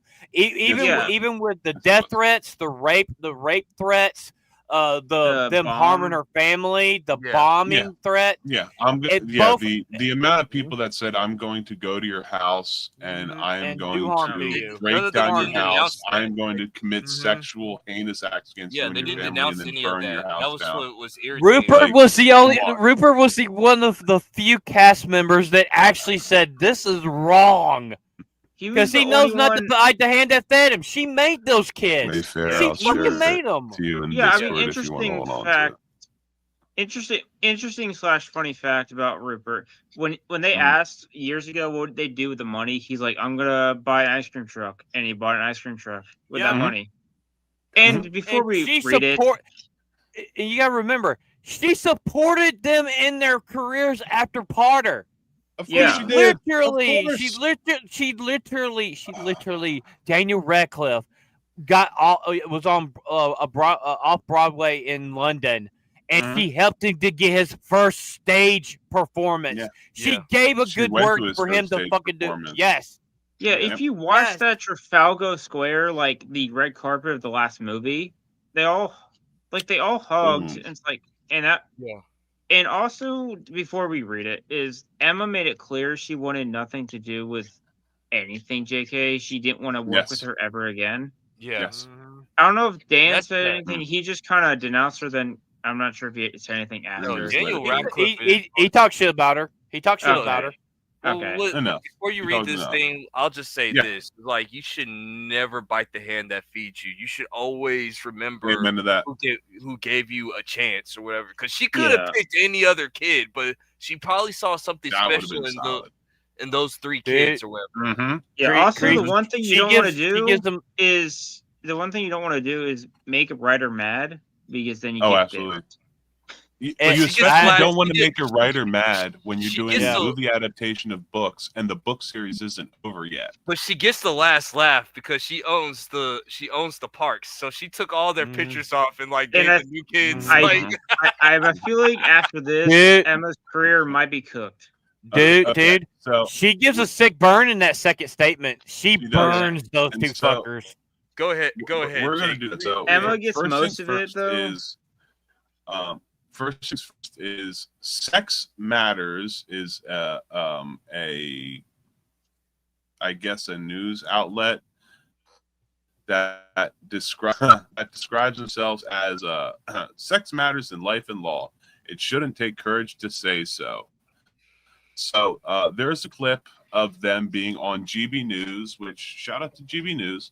It's about 1 minute and 13 seconds long. I want to play this for you guys. I want you guys to listen to it. And then I'm going to read the full statement that J.K. Rowling made. It's a long one. It's going to take me probably near about 10 minutes to read the entire thing. But I feel like it's important for context. once I read it, there's not going to be a lot to discuss regarding it because she basically lays out everything and says everything. And so we can kind of just leave it at that. But I feel it's important to bring up. So what I'm going to do first is I'm going to play this right here. And everybody is going to go ahead and watch it with us if it'll actually load properly because I've got things on there. So let me pull this up, maximize it, crank this up so people can hear it, and we're going to play this. So.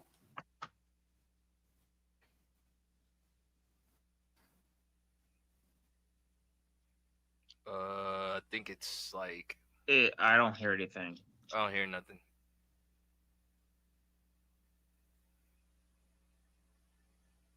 Hey Jake, I don't hear nothing.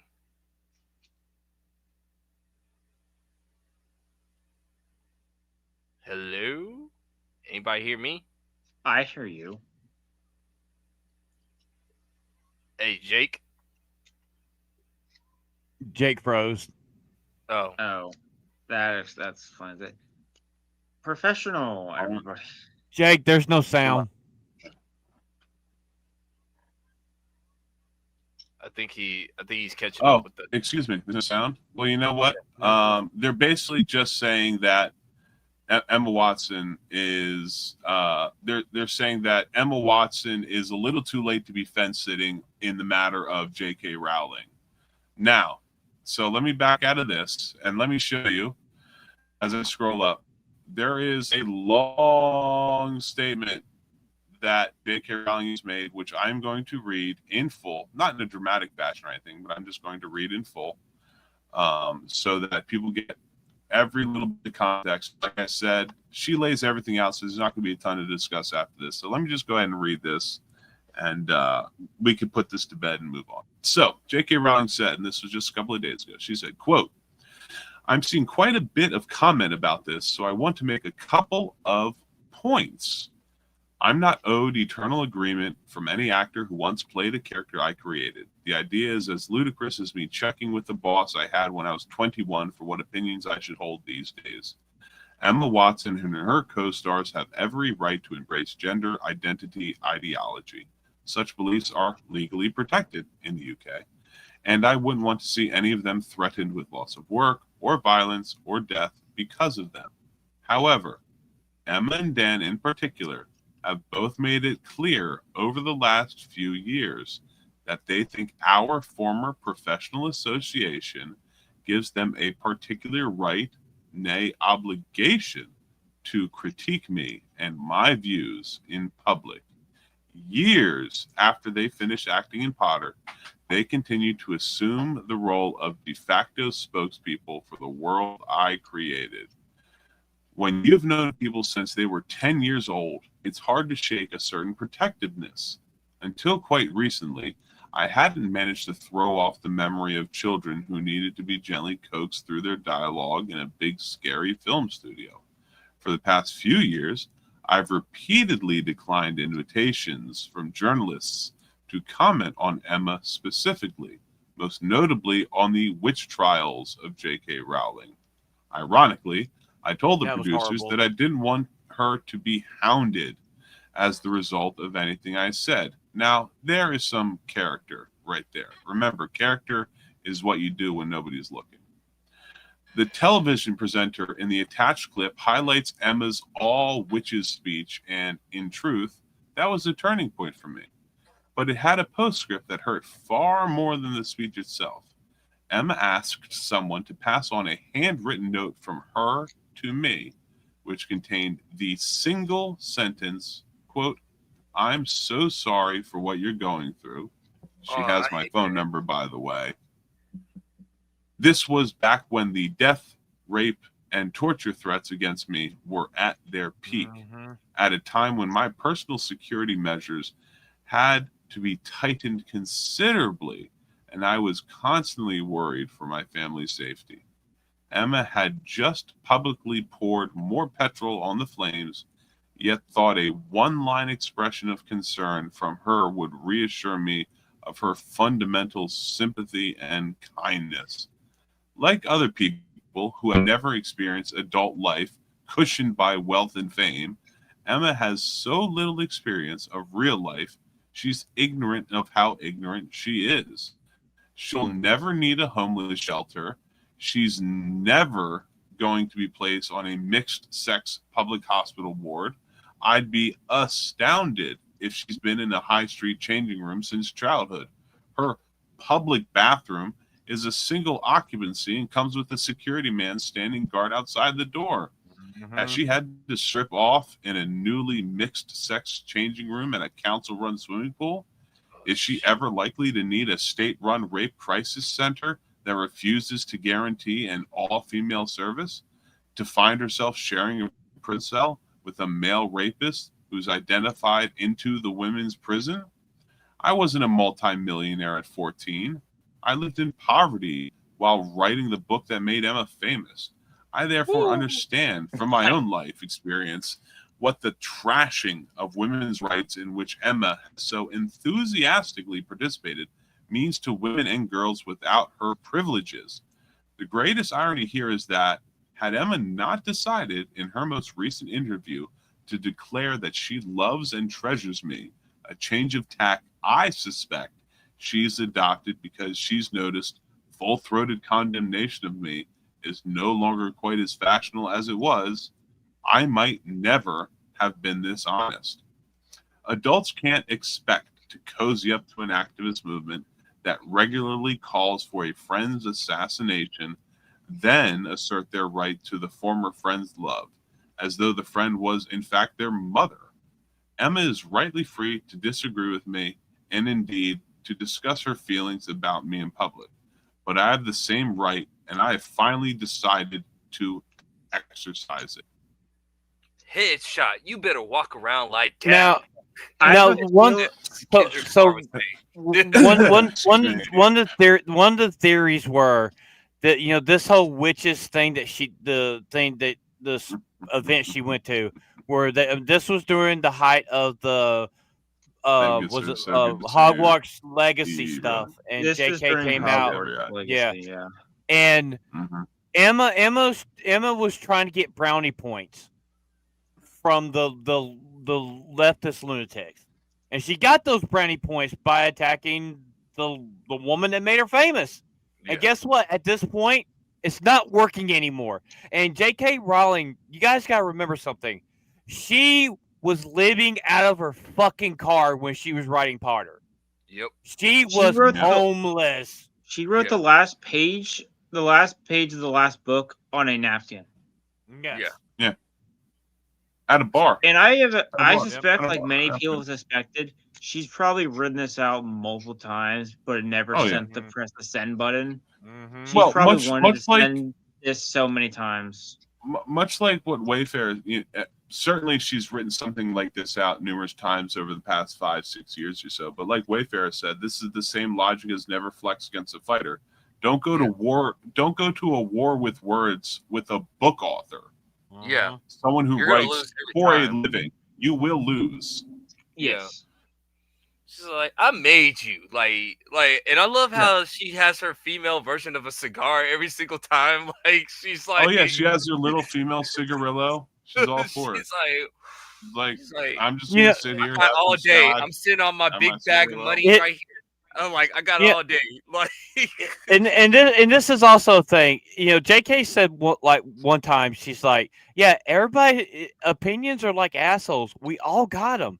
Everybody has a right to their opinion."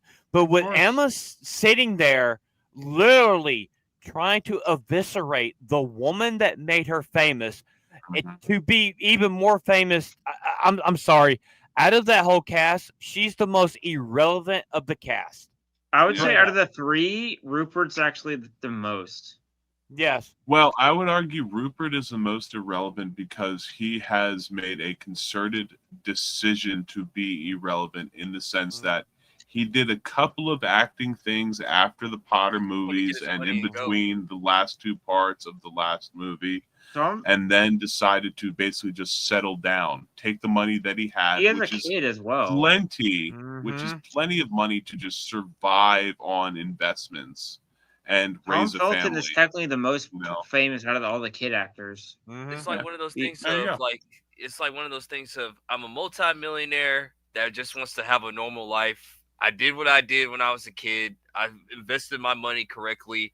I'm good. I don't need all this drama. And if I want to start doing conventions, which he probably can, like if he wanted to get into conventions, he can go make more money just like that. Like, you know, and charge whatever he wants. could call up a Comic-Con or whatever and say, hey, my name is Rupert, or his manager would, or he would, and say, hey, I would like to be at, you know, one of these signing areas, and it would be Rupert Grint.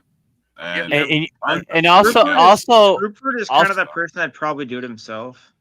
Also, JK said this before.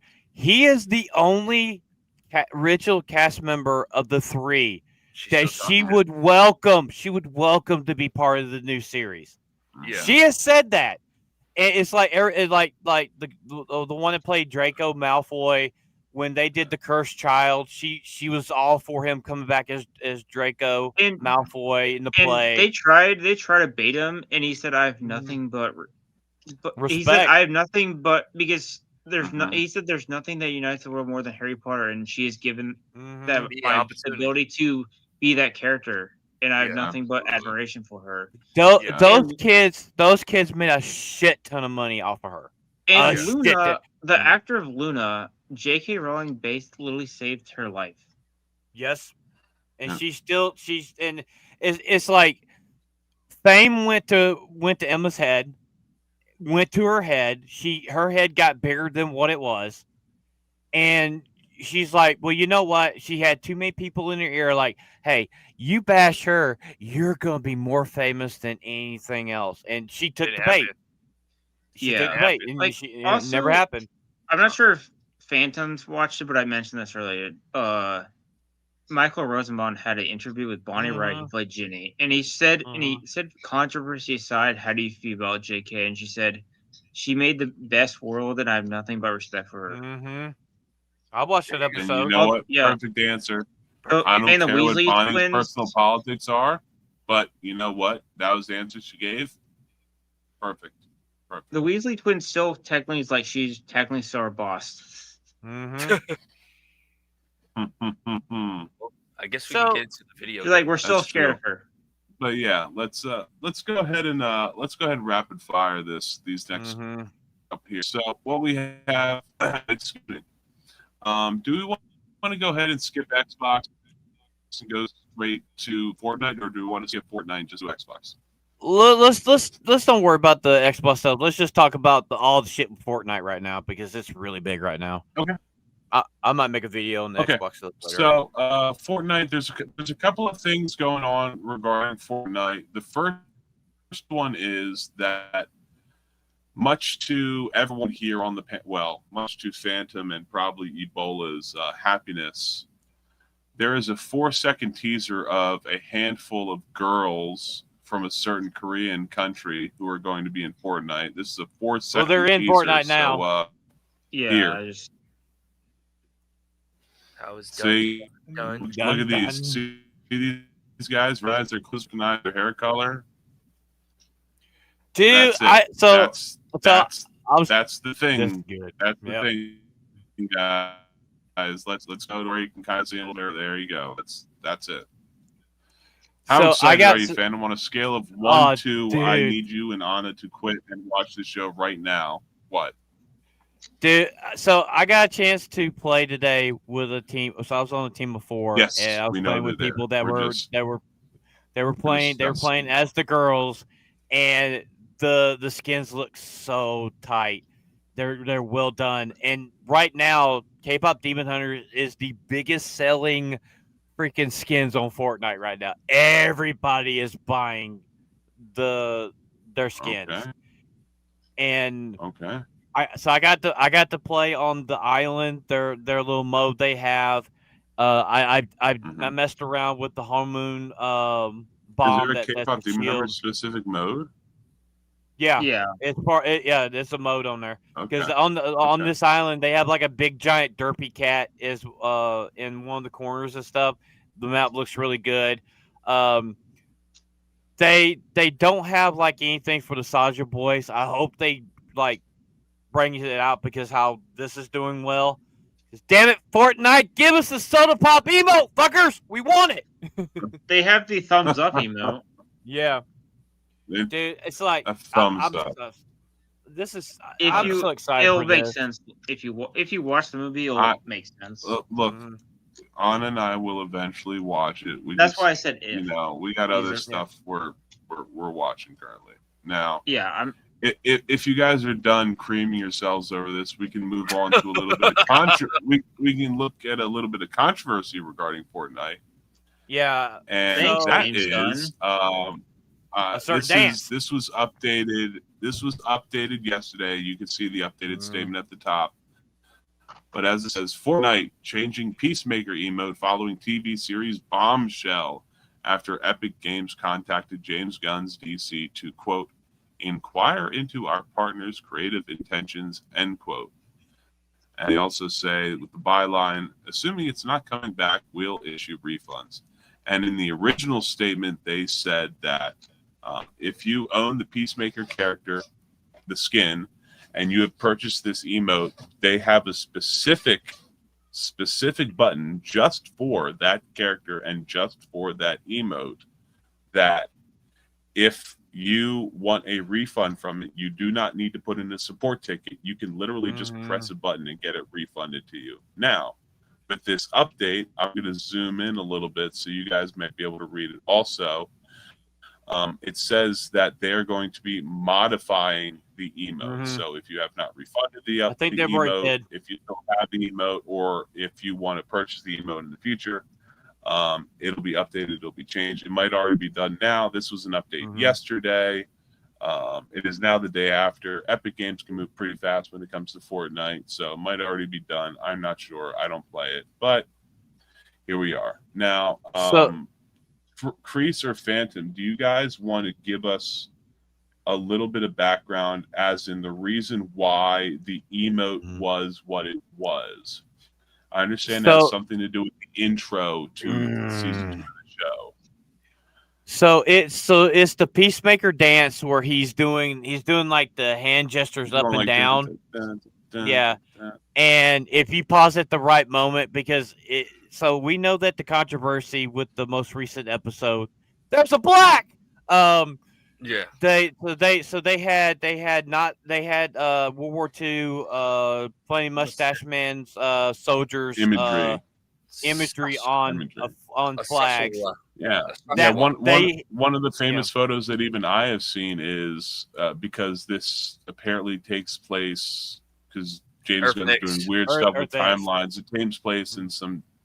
So when he picks up a small American flag that you might have a kid wave around or something, it has the 13 red and white stars and stripes, or stripes, but where the 50 stars would be, instead of 50 stars, there is a mid 20th century German symbol. A there lot. instead. A lot. And now, taking that into context with the dance that was choreographed, if you are to see John Cena or his character dance and you were to pause it at the exact right time, the way his arms are lining up, the angle of the arms could look like this symbol. And so with those two factors put together, that's when Epic Games decided that they were removed going it all. Remove Didn't James Gunn specify as well? Yeah, yes. He kind of laughed about it. Whatever. I'm like, and that was the wrong response. Isn't that right, Kreese? So yeah, that's a horrible response. That was the wrong response. So I watched this in real time. They removed Peacemaker. They removed the skin. They removed the emote. They removed that whole thing from the store. And I believe they've rectified it where they've nerfed the dance. I could be wrong, but I know I saw something about that. But they're gonna bring it back, but they are fixing the dance for it. So the thing is, James Gunn had to okay this to be put into the game. He had to okay this shit, and it's like the whole shit with the Peacemaker episode. Was it 5 with whatever episode with the guy on top of the roof, and this was like the couple nights after Charlie Kirk, which it was the people night were telling. after. Yeah, and people were telling James, like, dude, you need to fix this because the thumbnail is vigilante on a roof with a rifle, like even if it wasn't intentional, the timing was horrendously bad. Oh, it was awful. Yes, I think this is a statement I made, or an argument maybe I made to you guys yesterday evening, which was there's a very good, probably 100% chance that the trailer, the thumbnail, and all that stuff was finished, uploaded to the YouTube channel, and ready to be published on the day it was going to be published for probably many weeks at that point. And I would argue, as I did last night, that when the events that transpired that took Charlie Kirk's life transpired, James Gunn, regardless of how he felt, probably saw those events and was probably a little shocked by them. And then I also stated that probably within a couple minutes, he went, wait a minute, the trailer we have dropping tomorrow has somebody on a roof in the prone position with a rifle overlooking a rally, and he probably put his head in his hands and went, oh no. Oh no. But my argument is that he knew this was going to happen. He still could have prevented it from being a launch until 2 days later. I don't think he could have, because like that costs a lot of money. Kreese, I know that, but he's the head of the studio. He's the one that okays this shit to be put out. My question, I understand, but like there's somebody that's probably like, because like at the end of the day, it's also up to David Zaslav if he wants to pull it too, or whatever. Because like that's James Gunn's boss or whatever. My question is, couldn't James Gunn have asked them to make a different thumbnail? Probably could have, but it probably would have cost more. It probably would have cost more. But the bad thing is, it's the first thing in that trailer is vigilante on the fucking roof. That's the first true. Thing there you was see.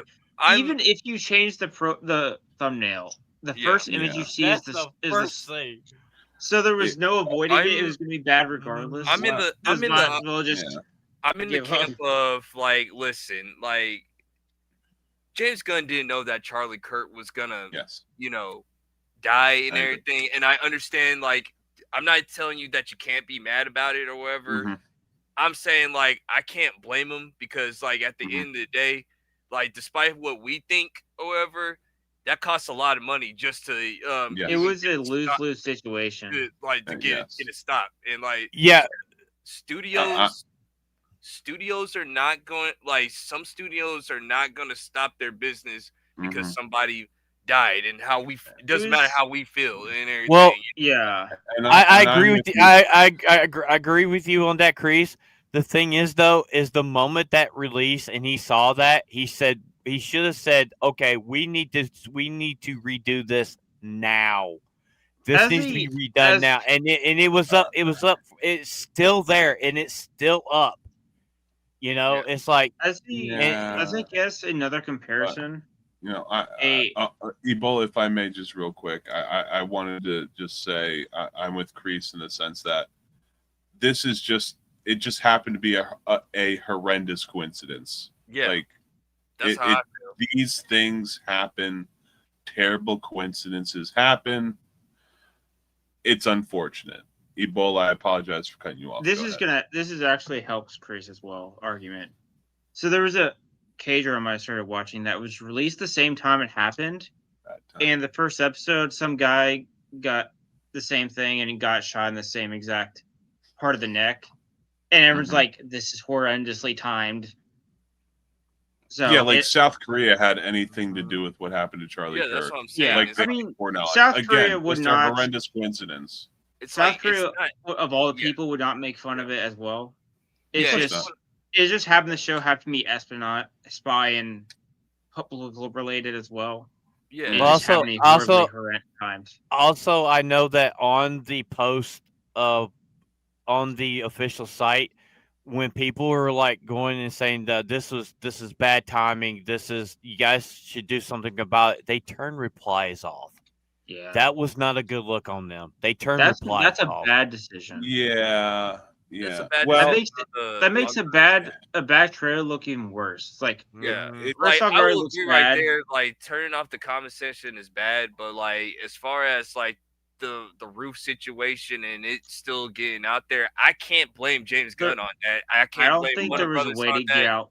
I can't blame David Zaslav for doing what he needed to do for his business and everything. Like, listen, like what happened to Charlie was like a sad thing. I know all of us are still grieving to this day and everything, but like a business is a business, and Warner Brothers is in debt, and that's how they looking at it and Yes, they are. everything. So Yeah, that's I my think whole entire thing. I Yeah. think But looking at it, there was no way to get out of that without looking bad. Like, regardless Well- of how Right. that situation ended, Right. it was gonna look bad regardless. But you also have to look at this is the second bad decision they've done in the Bad. last several weeks. I Well, mean, Things happen. literally putting this. I mean, the thing is Happen. though, James Gunn signed off on this being part of the game because this is his project. He's the one directing it. This is his shit, and he's the Yeah. one that signed off on them putting it in there, knowing Mhm. damn well that this was gonna be bad. And yeah. Fair enough. I mean, at this point on, is he gonna make more mistakes? Probably, but it's James Gunn. He just course. doesn't give a fuck. It's like, it's Yeah, like, it's- because, and that's the reason why people are trashing Peacemaker because it's I been mean, awful. It's been terrible. Yeah. Season 2's I been mean, terrible. season 2 compared to season 1, like Mhm. it is totally a awful. downgrade or whatever. It's Mhm. not. It's not even like what made season 1 so good is because it was fun. It was Mhm. funny or whatever. Like they had like Fun, serious yeah. moments, but like they were Enjoyable. like action, and then they had parts where it was just horrendous. It was like so funny, in the first season. This one right here, it's like, okay, it's the first season, but it's just done horrendously bad. Kreese, you gotta remember, what was the first bad decision he made in Peacemaker season 2? Retconning the end of season 1. That's where it started. I can forget. Honestly, I can forgive that. It's just that the writing's just been like. Then the gay orgy did not fucking help. See, not the gay fucking orgy, I had a problem with, but like the retcon on the scene, I can understand that. Like, you're trying to promote your Again, universe, whatever. This justifies every time I say the Arrowverse is better than the DCU. It's like, and I already said this. I even told Badger this. Like, listen, if the Lanterns or Clayface don't do good, then I will just concede. Like, this universe is cooked and everything. So, I'm with Badger. James Gunn does not have a plan. He does not have a fucking plan. I'm going to stick to my gun of like, listen. I'm looking at Lanterns. If Lanterns is not good, and if Clayface is not good, Batman is the key. Then Batman is the last straw. If Batman's the last straw, but like I'm just telling you, just for me and everything. I need to watch Lanterns and I need to watch the Clayface before I can say what give up on the universe or whatever. That's how I am and everything. Okay, so real quick to Kreese fan and Ebola. We now know that Clayface specifically is going to be a low budget movie in the sense that its $50 million. budget is only supposed to be either 20 or 40 million, something like that. 50. Yeah. It's 50 million. Okay, 50 million. Okay, so there's which good for practical effects. I hope they're good. There's a solid chance that if the movie makes, let's say, $200 million, that it would probably turn a profit. Is that still considered a good? If you were David Zaslav, would you consider that a good thing? Let's say it costs $50 million to make. Let's say you spend $50 million on marketing, and if you guys made $200 million, you'd be like $30 million in the black. Let's say after all the splits with the various theaters and whatnot. Would you guys consider that a win? It's a win. It'd be a notch, A but win is a the win. problem is it's going to be a notch. But with the leaks, that we know that Superman 2 is going to be a buddy cop film with Luthor and Superman. Then we still got Supergirl, and Yes. we know like some stuff that's coming out for Brave and the Bold. To me, I do want to see Lanterns. I think it might be a good show. I like the casting. Clayface. I don't know if it's the right time for Clayface to be like out now. We've had this conversation God knows how many times, and Kreese will agree with me on this. If James Gunn fucks up Batman, his universe is fucking dead. It is fucking dead. Yeah. Yeah. Yeah. I mean, You I don't have have nothing else to say on it. It's like for me, like I said, it's like, I'm like, although like me and Badger might have some differences on how this thing is going or whatever, I told him straight up, Lantern, like I gonna need to watch Lanterns and Clayface before I can like give oh man, screw this universe. Like I don't give up. Like you got to give me some more before I can say that the whole entire thing is dead or no plan and everything. Like I want to see what Lanterns is about. I want to see what Clayface is about and everything, and then I'll give my assessment. Till then, I'm like, I need more information. Or whatever. Well, also he had a misfire at the very beginning with Creature Commandos. There's a lot of people that did not like it. That one was the first two were fine, but then it got gradually worse. The first Creature Commandos, it's like one of those things I didn't really care about. However, I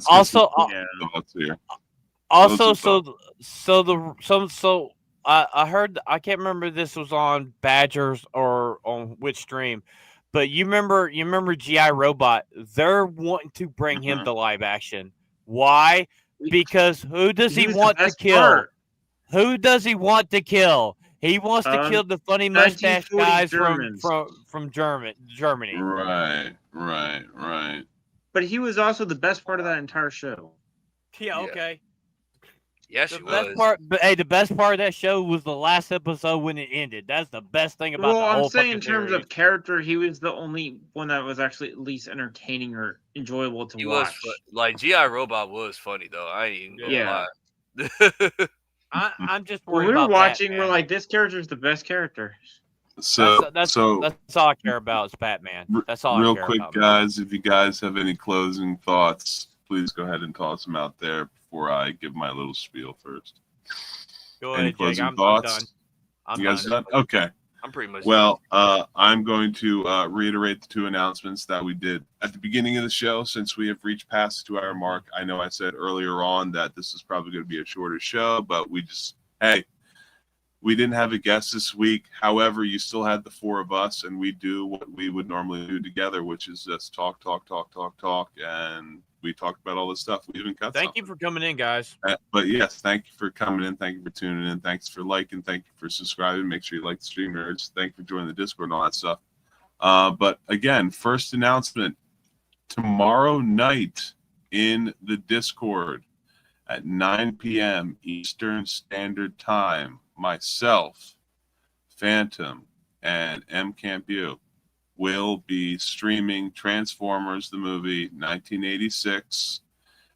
So if you guys want to come in, if you want to watch with us, please feel free. Join the Discord.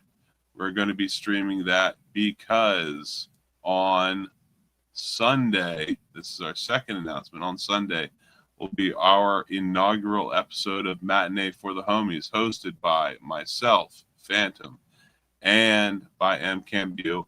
And it is going to be regarding what the death of Optimus Prime in Transformers 86 meant for culture at large, whether it be killing off a main character in a cartoon series, how that affected kids, how that affected toy sales, how that Ronan's affected gonna be there too. Ronan's gonna be animation. there too. Ronan's going to be there. Ronan's going to be there. Wonderful. I'm so glad that Ronan says, and Ronan will be there. So there will be 4 of us there. It's going to be, I think it's going to be a fun and interesting conversation. I'm going to be spending tomorrow my free time listening to the Transformers soundtrack. I'm going to be reading a little bit, things of that nature, but I will be in Discord tomorrow and we will be streaming that. We're probably going to be doing it via a link everyone can click, probably specifically probably specifically through Watch Together, so that everybody who wants to watch, they can click on the Watch Together link and we can all watch it without any lag. And that also means that if it were to be me streaming otherwise, I could also do things on the side without interrupting the stream for everybody else. So those are the 2 big announcements. And also the 3rd big announcement is that if you go to the Discord, which again is linked below and is being highlighted here, we have hit and surpassed 300 subscribers. Again, thank you guys so very much. This now means that Fandom has to play the gayest game on Game Pass. In our Discord, at the very top where it says welcome and announcements, if you click on that, if you go down to the page where it says announcements, there is a poll of 3 different games. And the winner of that poll is the game that Fandom is going to have to stream. And he is going to have to put up with it. And we're going to be streaming that live on our Twitch channel. And I think, Fandom, what I might do is, if we can, maybe I'll join with you just to offer some extra little bit of commentary or something of that nature to keep it entertaining, and also so you don't have to suffer alone.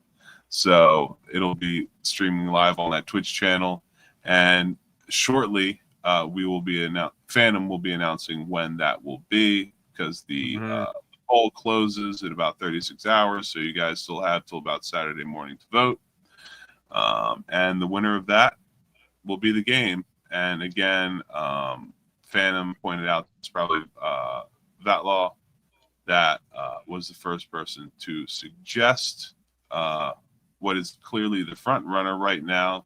We're going to be discussing this to make sure that we get right who the first person was to suggest what ultimately ends up being the winner, so that the $20 bounty is properly paid out. And that was going to come from me to whomever it ends up being. So make sure you join the Discord, make sure you go vote, and make sure you go and you follow us for the homies on Twitch so that you'll be able to watch Phantom play that.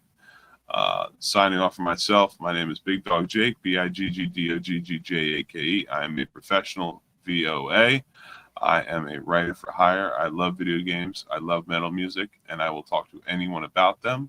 Regarding what I have coming up, I have this coming up. I have this every Thursday, 8 p.m. Eastern Standard Time with my homies, Ebola, Phantom, and Kreese. And now on Sundays with myself, Phantom, and MCampu, and Ronan for this one at the very least.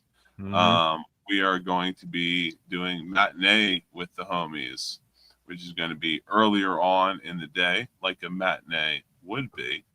And it's going to be regarding movies, and we'll explain in more detail what that means during our first episode. So that is what I'll be doing. I'm going to, because it seems to happen constantly where it keeps getting skipped over, I'm going to throw it to Kreese next. So Kreese can tell us, what are you doing this coming week, sir? And who we got coming on next? So we're gonna have a back-to-back stream. So like I'm assuming maybe a 67 and 68, like one on next Thursday, and another one. We'll talk about that after the stream. We'll talk about it after the stream. I have no idea. Friday. But we do have a stream on Thursday, and then a stream the very next day on Friday. Same bad time, same bad channel. Yeah, pretty much on that. So first guest is gonna be our man Bob, aka Box Office Brawler. Shout out to him. I know he's gonna have. I think he's gonna have the Critical Drinker on one of his channel on his channel Next on hell yeah. next Tuesday. yeah yeah October Congratulations to 7th. him. Bro. Everybody tune into that. Yeah, tune into that, man. Like Box Office Brawler, he's a cool dude or whatever. I like He's talking nice with him. people. He's good people. He's really good people, really young Friend of the guy, channel. like young dude, knows a lot about movies, and like he's pretty much like one of the future. And I like him. I like him coming on. We're also gonna have Gooch next Friday. So shout out to him and the Badger Cast. So go check them out. Tell them that like the homies sent them over there. This Saturday it's going to be anime with the homies. Then I got and then Sunday I gotta be like the tar wrangler on I Swear It's Not Hentai and everything. That's my job and everything. At but, least, like, at least when you leave, then it gets really bad. it does get really bad from what I heard. And then It's really. I'm just over there, just like, oh gosh. and then Tuesday, gonna be doing some more Culture War videos or whatever, or maybe I'll just start doing some personal stuff that I like too. Don't know yet, but yeah, that's what's that's what we got going on so far in my crazy life as Kreese. Ebola, what you got coming up? Yeah. Well, I guess I have my Monday, Tuesday videos, maybe occasionally Wednesday at times, where I talk about either a rap video to some music or something else. Not an Iraq video, a rap video. I react to a music video or talk about something in Asia. Wednesday with Sophie anytime she's alive. Date night. My afternoon stream, which is 2 hours before this one. Then this one, Saturday with the homies. Saturday anime with the homies. Then I Swear It's Not Hentai, where, oh boy, it gets Tar Wrangler. Yeah. Kreese the Tar Wrangler. I'm just secondhand embarrassment at the time. and I'm usually modding the chat, instigating the whole damn thing. yes, you are. We're getting mad at something we're talking about. No shit. But other than that, I got nothing else. Okay. So, fandom, our fearless leader, we leave it up to you. Yeah. Give us yours and sign us out.